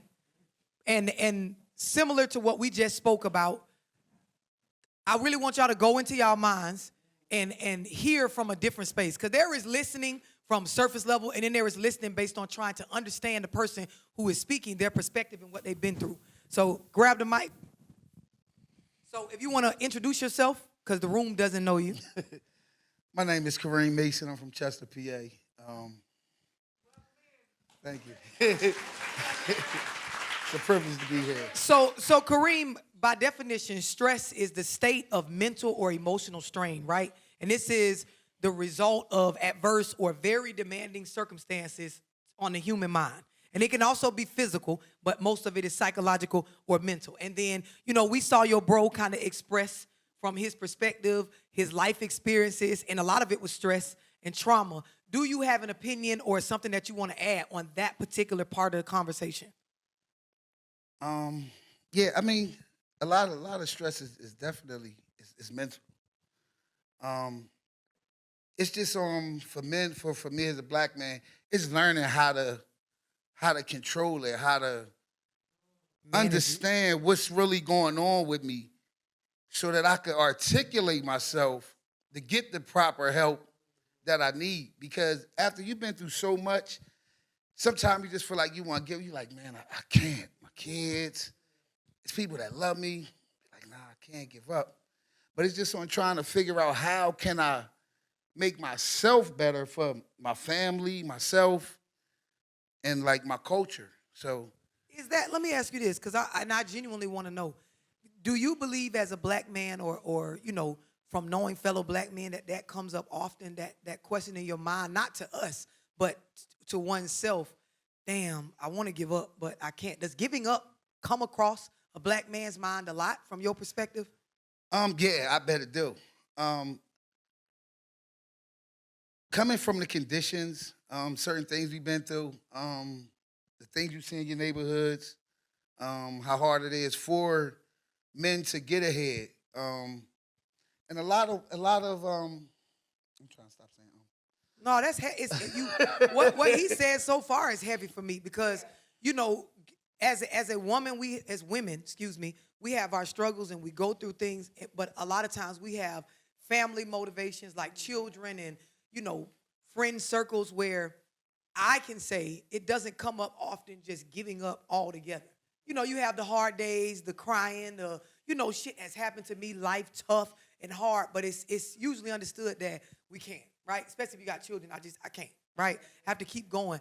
It hurts me to hear you say that. And when I'm saying hurt, I mean it in a good way. Like, it's an awakening for you to say that it's common for black men from your perspective to feel like, damn, I want to give up, or I'm thinking about giving up.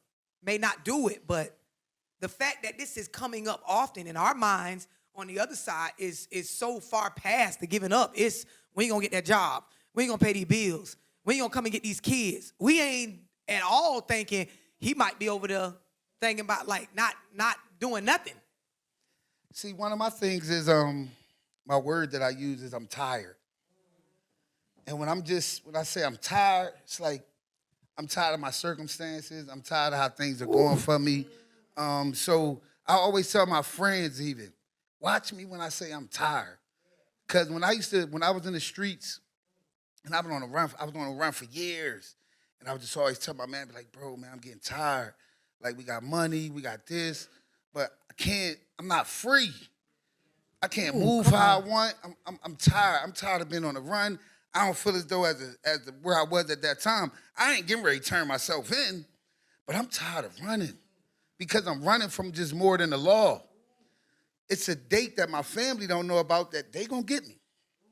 It's another day, so I'm tired for more than just myself because I know that it's other people that look up to me personally in my family, in my community. A lot of people look up to me. Yo, I need you this, I need you to do that, because I do a whole lot for everybody in my family. I'm the one that Superman, but they don't recognize Clark Kent is a regular person. It's just when you got your cape on, it's, oh, cuz gonna save me. Call cuz. Cuz gonna put his cape on. We need the car moved. Call cuz, the house falling. And it's just like, you know what? I can't save anybody no more. I got a dream where I did, and I said, yo, I can't help everybody. I gotta work on myself. Everybody keep calling me. My people like, yo, it's your fault, because you keep running. Every time they do it, then you complaining that, man, I put my stuff on the back burner. I make sure everybody else sorry. And this is part of it. Because I'm doing everything for everybody else, and I ain't doing nothing for me. So when I found this woman right here helped change my whole mindset, my life, and everything. And I'm telling you, my friends know. I got a friend on a new job site. He like, yo, you gonna go see Love? I show him a couple joints. He like, oh, man, she don't miss for real. I know what to show him, to trigger him. You know what I mean? So I'm like, no, listen what you gotta say on this joint. And then a lot of that helped me. So I'm thankful from God that I was able to find a positive in my social media and come across this woman right here, because she's been nothing but gold. I don't care who in the family, who in my relationship.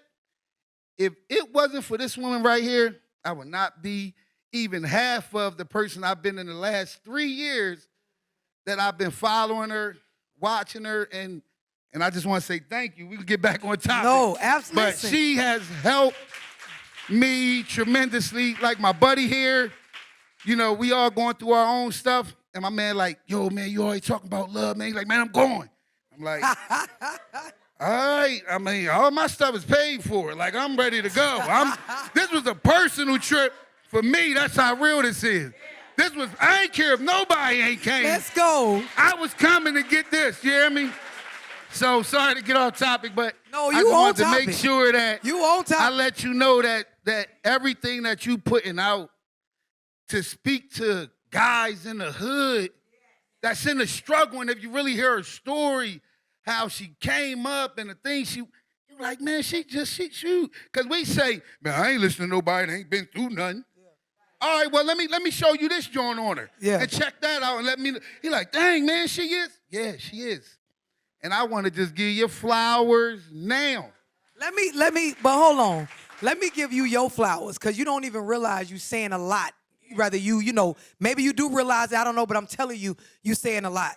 It is so necessary for people to see black men put themselves first and say that I am not of service or some sort of do-boy for the family or to just get shit done, right? For people that depend on me, but I matter.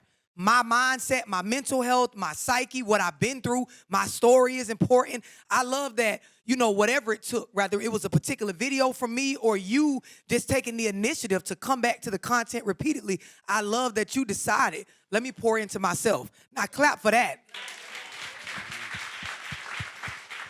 So now, on a surface level, I could say it hurts to hear that, you know, from what you explained, it sounds like our community doesn't necessarily support you guys pouring into yourselves, right?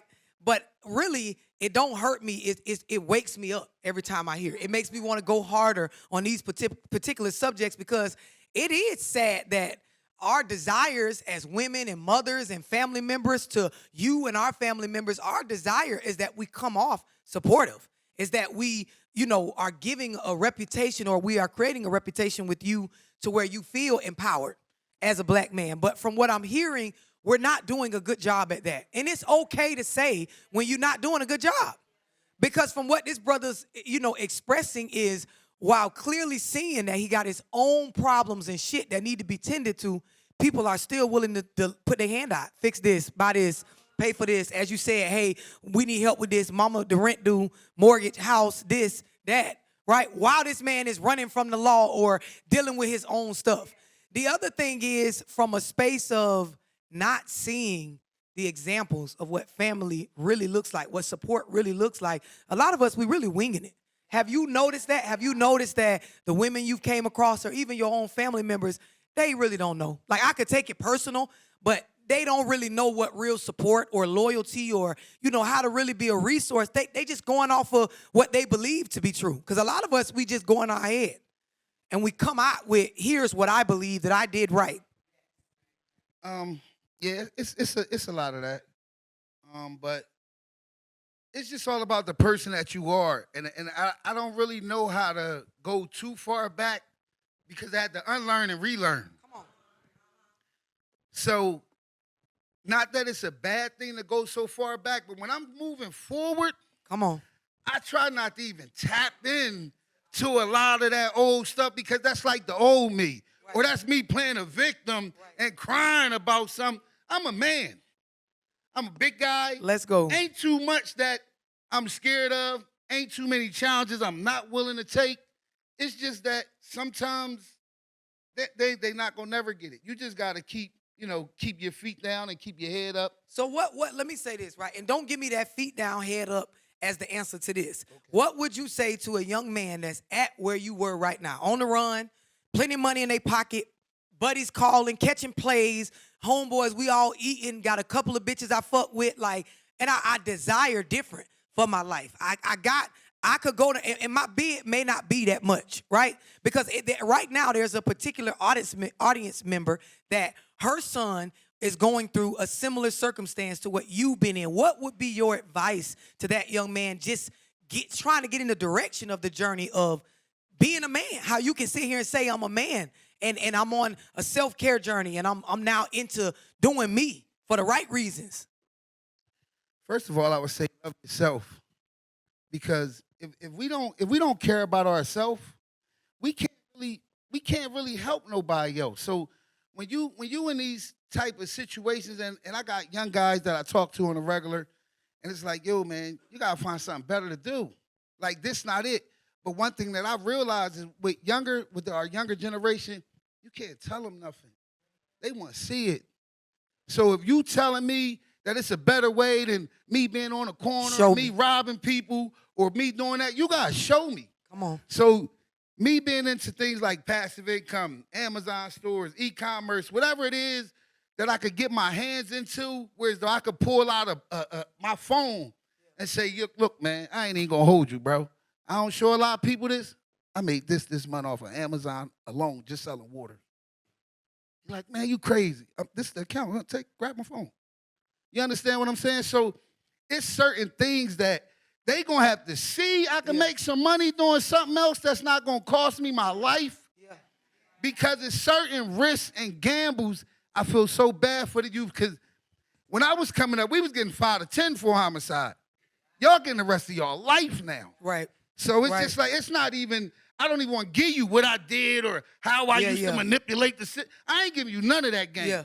I'm giving you some today on forward type of game. Let me help you, show you where you can make some money, whereas though you ain't got to look over your back.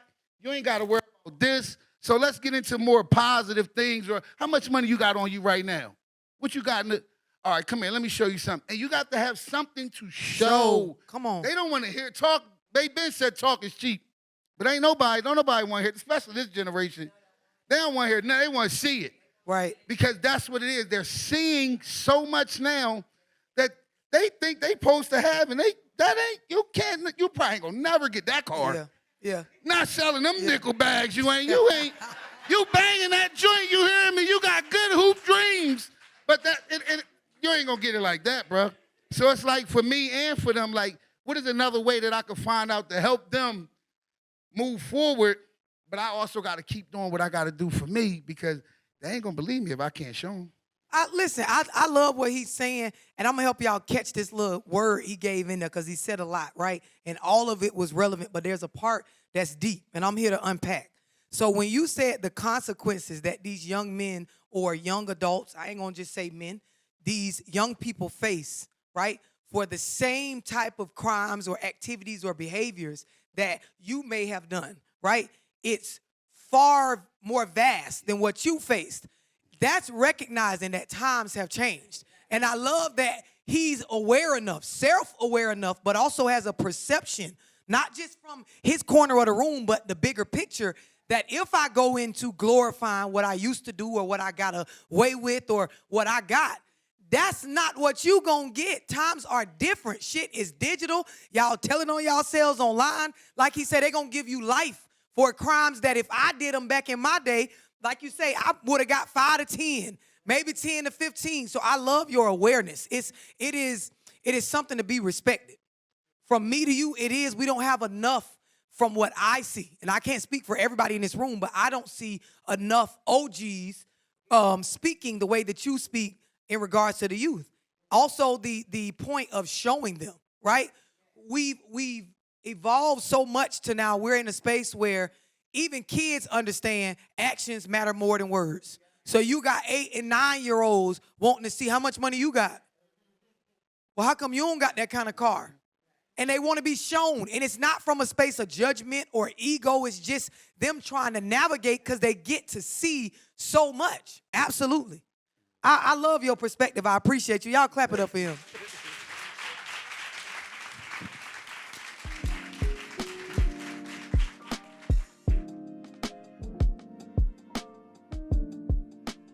Okay, so we're back, Love Dorsey Live, and we're talking about everything.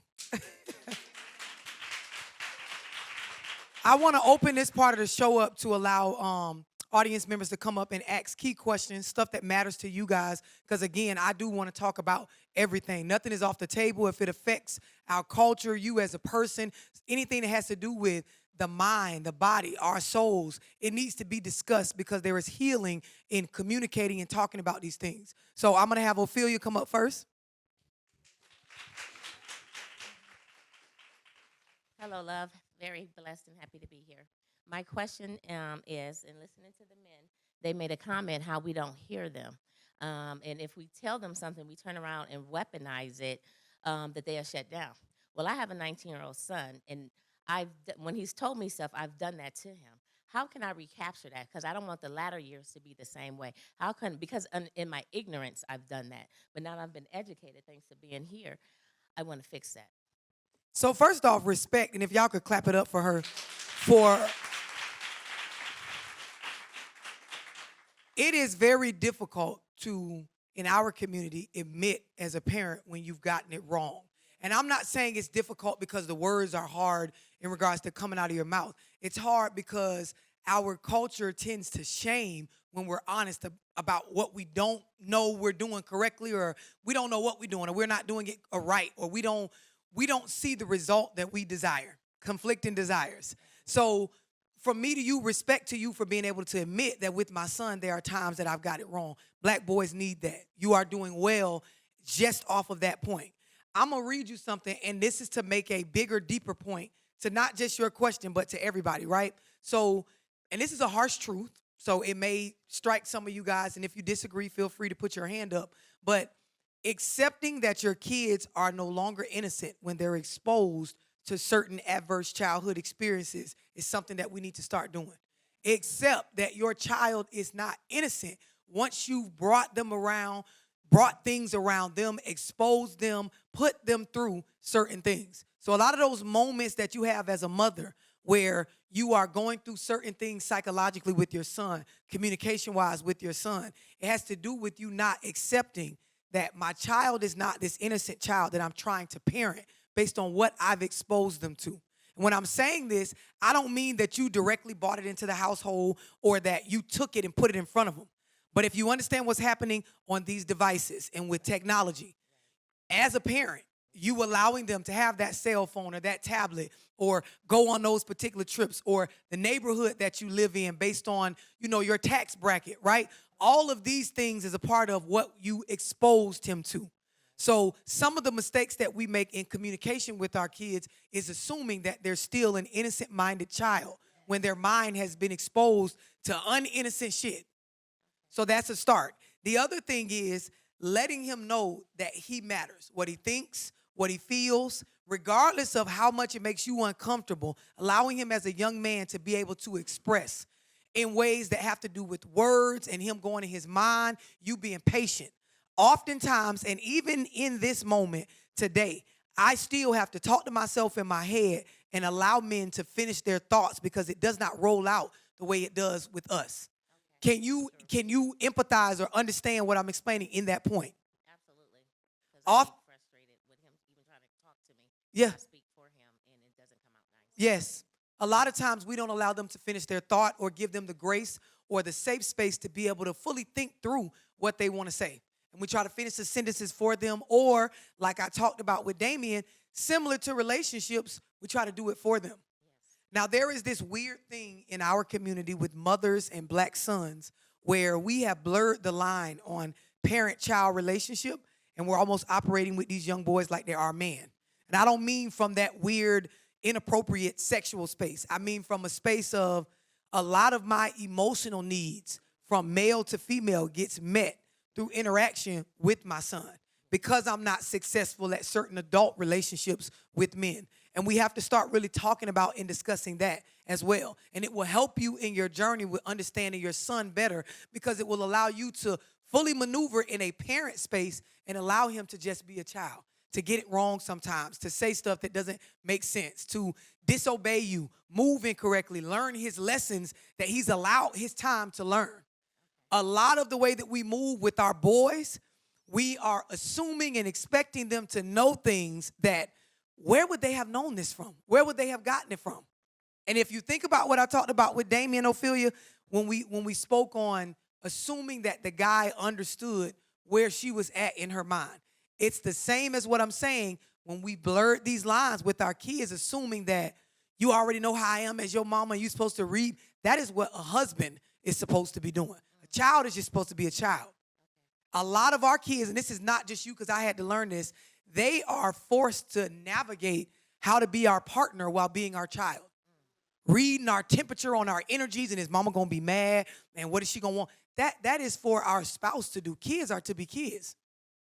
Does this resonate? Does it make sense? Absolutely, and it's going to help me move forward. From what these men shared here today, make sure that you start making more time or more space in your schedule to just have, and I'm going to just say it bluntly, bullshit conversations with your son. meaning allow him to talk his shit, his 19-year-old shit, his shit that may not matter at all to you after he get done talking. And push yourself to be mature enough to sit there, even when it sounds stupid, and hear him out. Okay. And I genuinely know that that will help. All right? Very much.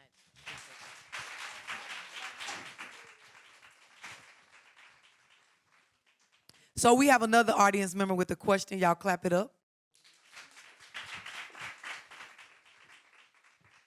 Hey, everybody. I'm nervous. I'm trying to.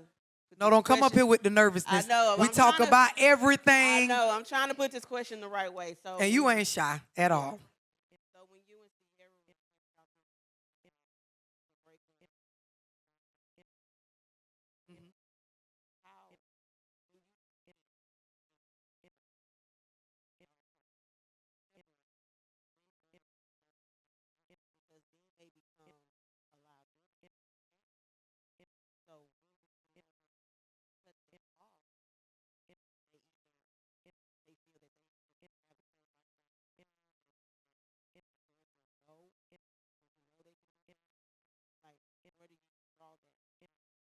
So I'm going to tell you this, right? When we've gotten to the point where you have to use the word cut off, you went too far without boundaries. I'm going to say it again. When we have to use the word cut them off, like even you thinking this, I got to cut them off. I got to figure out how to turn the water off, flick the light switch off, so to speak, right, on access to me. You've already allowed yourself to give away too much access, right? Lack of boundaries. So I'm going to take it back. As you realize the relationship, whether it's a friendship or an intimate relationship, is going in a direction where it does not feel like growth. It's not positive when you think about it. Doesn't matter who's right or wrong. I could be in the wrong. If the relationship doesn't feel like I'm not getting the energy of positivity, of growth, that this is purposeful, meaningful, I can start setting boundaries. It's not about a cutoff. It is about me putting restrictions and putting lines in the sand where I lessen the access, right, to where we can see what we really are. And what I mean by that is my thoughts now match my actions. A lot of our problem is we're thinking a lot of shit that don't match with how we behaving with people. So we're in relationships and we still fucking. We in relationships and we still talking to them about deep personal stuff. We in relationships and in my mind, I've had several conversations with myself that you are not the man for me or the woman for me, but my actions are different from this. I just keep allowing access, and that in turn makes you fake. It makes it where you are the one giving off the weird vibes because you behave a certain way, but then you have these thoughts, and you may talk a certain way based on your thoughts, but all of this shit is blurred, and this is when it becomes toxic. So the boundaries need to start with the areas where I interact with this person and it's doing nothing for me. I need to start lessening the access. And even with family, right? The idea of when you talk to them, when they can call you, how much a person has the ability to get in contact with you. Because we're always on our devices, right? Yeah. Most people don't have a cutoff time. They don't have a time where, okay, the energy from everybody is not good. So as I wind down, when I get home with my children or in my safe space, there has to be a time, you got to name it. After this hour, I don't consult with people because the energy you may send me through the phone is not going to be that of me taking to bed with me into my most vulnerable space.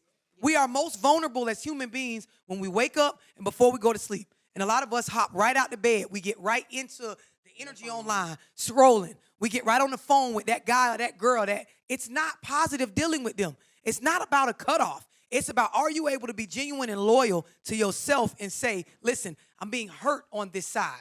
Let me offer this side some remedy. Hey, you can't stand on this side. You can't talk to me at this time. No, I can't involve myself in this. It's not about making some big statement of a cutoff. And a lot of times, and I'm pretty sure you can relate, we have done the big chop, so to speak. I cut him off. And I found myself back or feeling guilty about it. Because it wasn't the remedy. So to answer your question, it's starting boundaries early as you realize this is not going well. So that by the time we do reach the end, both parties can see per behavior and words and thoughts all lining up that this is over. And if anybody has done this, you notice that the breakup is very different from past breakups. It's very different. You both leave almost relieved regardless of who was wrong. You don't have the moments, because Sierra said some good shit. There are a lot of people, they're looking for the fallout in order for us to break up. Right? And then we feel bad or we're anxious about the fallout. So like you said, we keep giving, keep doing. Now I feel used. I get bitter. Now I start doing some toxic shit while you doing toxic shit. If you're setting the boundaries as you see things aren't going well, if you're having the conversations about the things that rub you the wrong way. Because a lot of times we don't do that. We have the conversation in our head with ourselves, maybe with our girlfriend. Go ahead.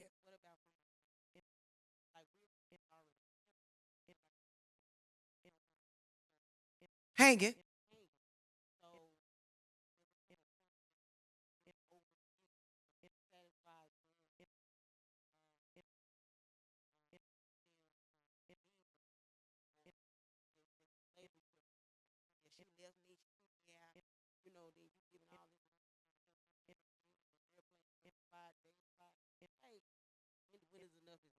I'm going to tell you this, boundaries. And when I say this, it's the answer. No, now let me break it down specifically with finances, right? Yeah. Deadlines. Deadlines are a boundary. So if you and I separate, and like I said, I don't want to be that person where I just run you out of here and now your livelihood is in jeopardy. I don't want to be that person. Yeah. So we're going to sit down and I am going to work out where I'm going to help, right? Or we're going to, keep this dynamic. But there's a deadline to this. I don't have no reason to feel like you using me or that I'm giving away too much because July of such and such or December of 2024, this is the cutoff mark. And I gave you 6 months in advance to know about it. And I'm encouraging you to get yourself together and offer you resources through this time frame. So when December 2024 hit and I yank everything away, it's not a yank away. It ain't a cutoff. I set the boundaries throughout as the months pass, as the timeline approaches. It's just boundaries. Yeah. But you have to be able to, like Sierra said, put your emotions aside enough to see clearly to set the boundaries. Oftentimes we have these breakup conversations on 10. So, we talked about, all right, well, I'm going to help your ass until you get on your feet because I don't need you talking shit. Right. But we never actually make it a real thing because it doesn't have an end date. And so guess what? Now you still in a relationship that y'all damn near roommates or you the mama. Yep. Boundaries. And there's always that book that you can reference back, Set Boundaries, Find Peace by Nidra Twab. It's not a book that you read once. Read it again because there are necessary conversations and boundaries that need to be set with finances. You owe it to yourself after allowing certain physical parts of you to be used up, not to let your finances be used up. Put a date on it. Put a date on when the help stops. And communicate that date.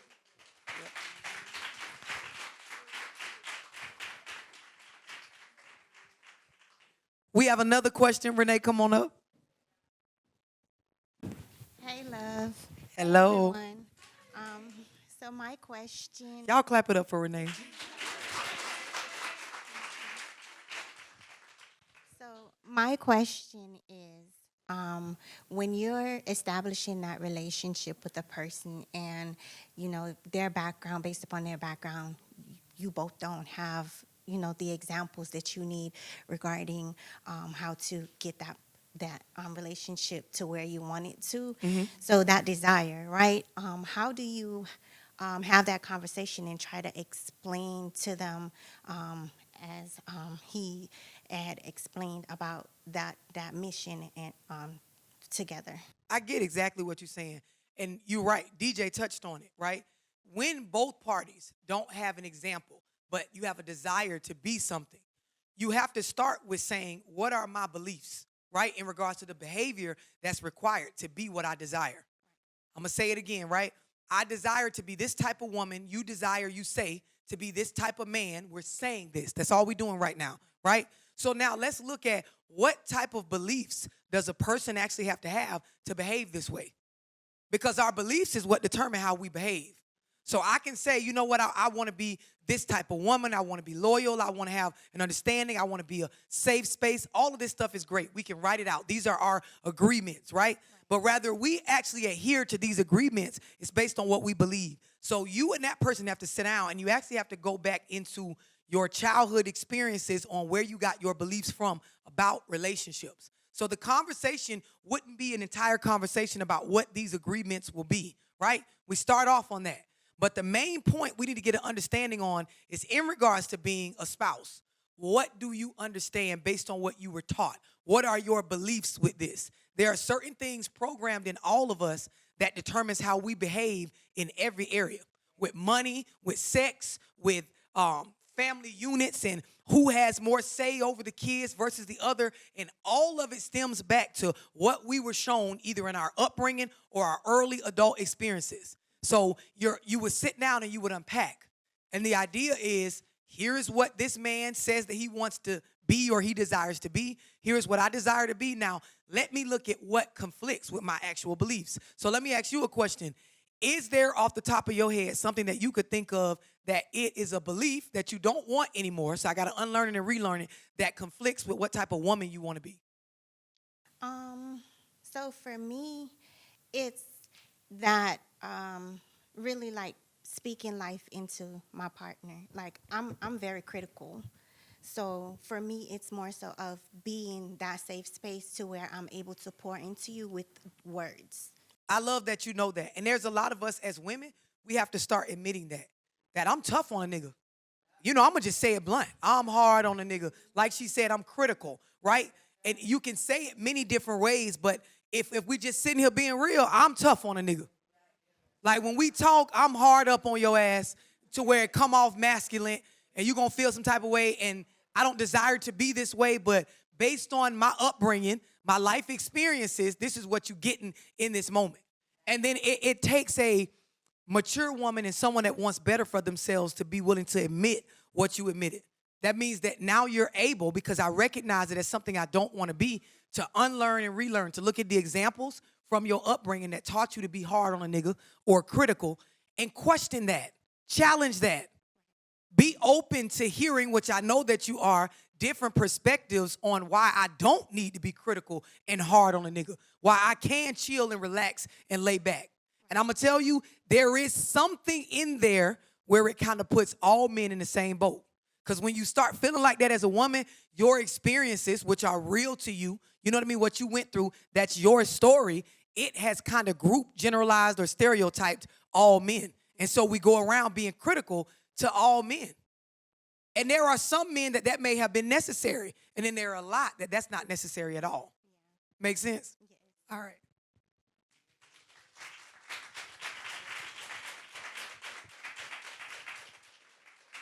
Again, we talk about everything. I'm going to bring one last guest up.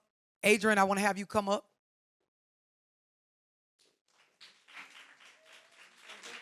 Yep. But I want you to have a seat on the couch. Because I want you to have a seat on the couch. Leave the mic, leave it. Me and you are gonna have a talk. But I do have one more audience member that has a question. Jessica, come on up. I can't forget about you, lady.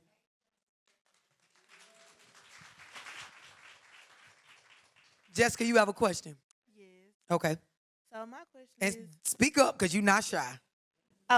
my question is based off what you and Sierra talked about how she didn't have anything else to put in the relationship. So when you do and both of y'all want to work it out, but it seems like it's not really going nowhere, then what do you do from there? Ask me again. Say it again. So when you And I'm telling you to ask me again for you, not for me, because I heard what you said. well, no, I ain't gonna ask again then. Ask again. So if both of y'all are willing to work on a relationship, y'all both want to work on the relationship, but it's not really going anywhere. Well, it's not going anywhere, but not how you think it should be going, then what do you do from there? So, again, going back to beliefs, right? If both parties want the relationship to work, right? Mm-hmm. And from both sides, you feel that you're putting in or you are putting in certain effort and it's not creating a result, there's conflicting beliefs. Meaning there are certain things that you believe about the relationship and the way it should go, and certain things that he believes about the relationship, these particular areas that you're trying to work on, that is different. They're versus. They're opposite. And so this is when we get into equally yoked. This is when you guys got to sit down and figure out if you have the same beliefs about roles in the relationship, about what I'm supposed to be doing for you and you for me, about what you're putting in and what I'm putting in? Are we seeing the same thing? Because when you talk about being in a serious relationship, you're married, right? When you're in a marriage, you become one, right? The views and the beliefs have to be one in regards to what is best for us overall. We can disagree about what we're cooking for dinner. We can disagree about what I'm gonna wear or what you're gonna wear, what color. But when it comes down to the household, right, there has to be a oneness, right? Even if the oneness is, I'm gonna shut up and let him decide. Or that particular area, I let my wife decide. So let me ask you this. In your household, who leads? And I want you to be honest. I'm not gonna judge you based on your answer. I'm looking for genuinely in your household, who leads? And when I'm saying lead, meaning who takes the front on most decisions? Well, it really depends on what we're deciding, but So areas like finances, areas like structure for the children, discipline, certain things they can and cannot do, areas like how the household is set up, the arrangement of things, meaning the schedule of the family. Who leads in these areas? I'm gonna say me. Okay. And so if I asked your husband, is that the way he wants it? What will he say? I'm asking your opinion. Do you, from your opinion of knowing him, right, is that the way that he wants the household to be set up? Honestly, I don't know. You don't. So you got to start there. You got to get an understanding for how he wants the household set up. And so now if he says to you, I don't want it set up like it is. I don't want you making the decisions or being that front leading person in these areas. Are you willing to change your habitual behavior? The key word is habitual. That shit be a bitch. That's why I got it in there. If you say it ghetto, habitual, it got bitch in there, right? And so it's a bitch to change because it requires a lot of mental effort to behave differently when you've been behaving a certain way for a long time. So now, are you going to go home and ask him? Yeah. Find out. And then you and I are going to talk because I want to know when you genuinely find out, I want to see rushed effort. Anybody know rushed effort? How we be wanting a nigga to straighten up right now. Right? I need you to hurry up and straighten up. Get rid of them hoes right now. Call them in your phone, Frank, and tell them you can't fuck with them no more. Call them right now. I want to see rushed effort in the direction of changing the structure, the dynamic of y'all household. And I'm telling you, it's going to work out in your favor specifically because it'll take a lot of weight, a lot of stress off of you. We're not designed for that.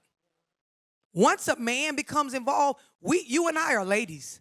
We're not now when there's no man involved, that's one thing. When a man comes into play, allow him to be what he was made to be. And this is gonna really like set in when you leave here, but allow him to be what he's supposed to be. You not built for that. And I'm not saying you can't do it, but when he's around, that's not your job. Just be a lady. Find that answer out. Okay. All right.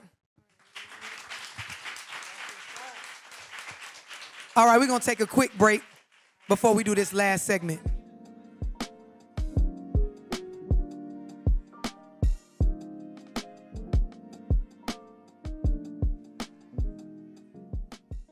Beautiful Pastor Adrion.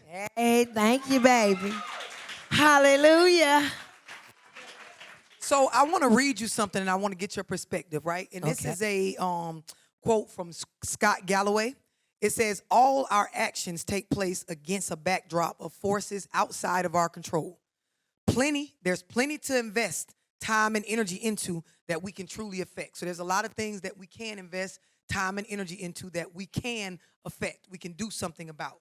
Right. But don't waste your resources fighting battles that you can't win. Exactly. So now let me ask you this. In your life experience, do you have an opinion or some sort of advice or something to put out in this room in regards to knowing what battles are for you to fight and which ones are for you to walk away? Because there is so much negative energy around the concept of walking away, but it can be so freeing when you let go of things and walk away from things that you are not able to affect or fix. This is a problem that we all have. especially Christians, the people that so-called Christians, where we don't know what to let go. We don't know what to attack. We often hear that the battle is not carnal. It's spiritual, mighty, right? Right. And when we get those spiritual battles, we be trying to fight those spiritual battles. And those are some of the things that we can't always fight in the natural. Right. You know, a lot of times, if things are not beneficial, it's artificial. We tend to want to fight the artificial, the fake. I tend to do it too. We want to chase the lie. You know, we want to let everybody know that that's Ooh, not that's a a battle word. that you can fight. That's a word. People gonna say whatever they gonna say. And I'm learning that right now. People gonna say whatever they gonna say, but that's not a battle that you fight. What you fight is what's gonna affect your livelihood. What's gonna stop you from doing your purpose. Right. What you here for. Right. What's gonna stop you from parenting your children, Right. which is your generation, right? What's gonna stop you from building generational wealth? Right. You know, those are the things we don't fight about. We sit back and say, well, I lost that and I did that. We don't consider the cost of those things of fighting that. But we tend to fight the stuff that don't even matter. I felt you when you said we will chase a lie or fight this concept. Because I can relate where in the moment when you're ignorant, you don't realize it. But you're lying to me. I know you're lying, but I'm so invested in finding out. Dude, tell me more. Like, this what we doing now? Yeah. So where you was? Now, I'm knowing you wasn't Yeah. there, but I'm so interested in fighting this fight to get to the bottom of what I just already wanna know is make not you to true. be the grandest And liar. if You I know? can be honest with y'all, in the moment, it felt productive. Yeah. Like, it felt like I interrogated this nigga down to the last drop of the lie. I knew from the beginning he was lying. And you know, I've even experienced this with friends. It's not just from, you know, a relationship perspective intimately, but also in friendships. Like, you know, the person done did some backstabbing shit, or they have other opinions that they spoke behind your back. And I'm so invested in watching you scramble to come up with some sort of answer to satisfy this, and it really was not serving me.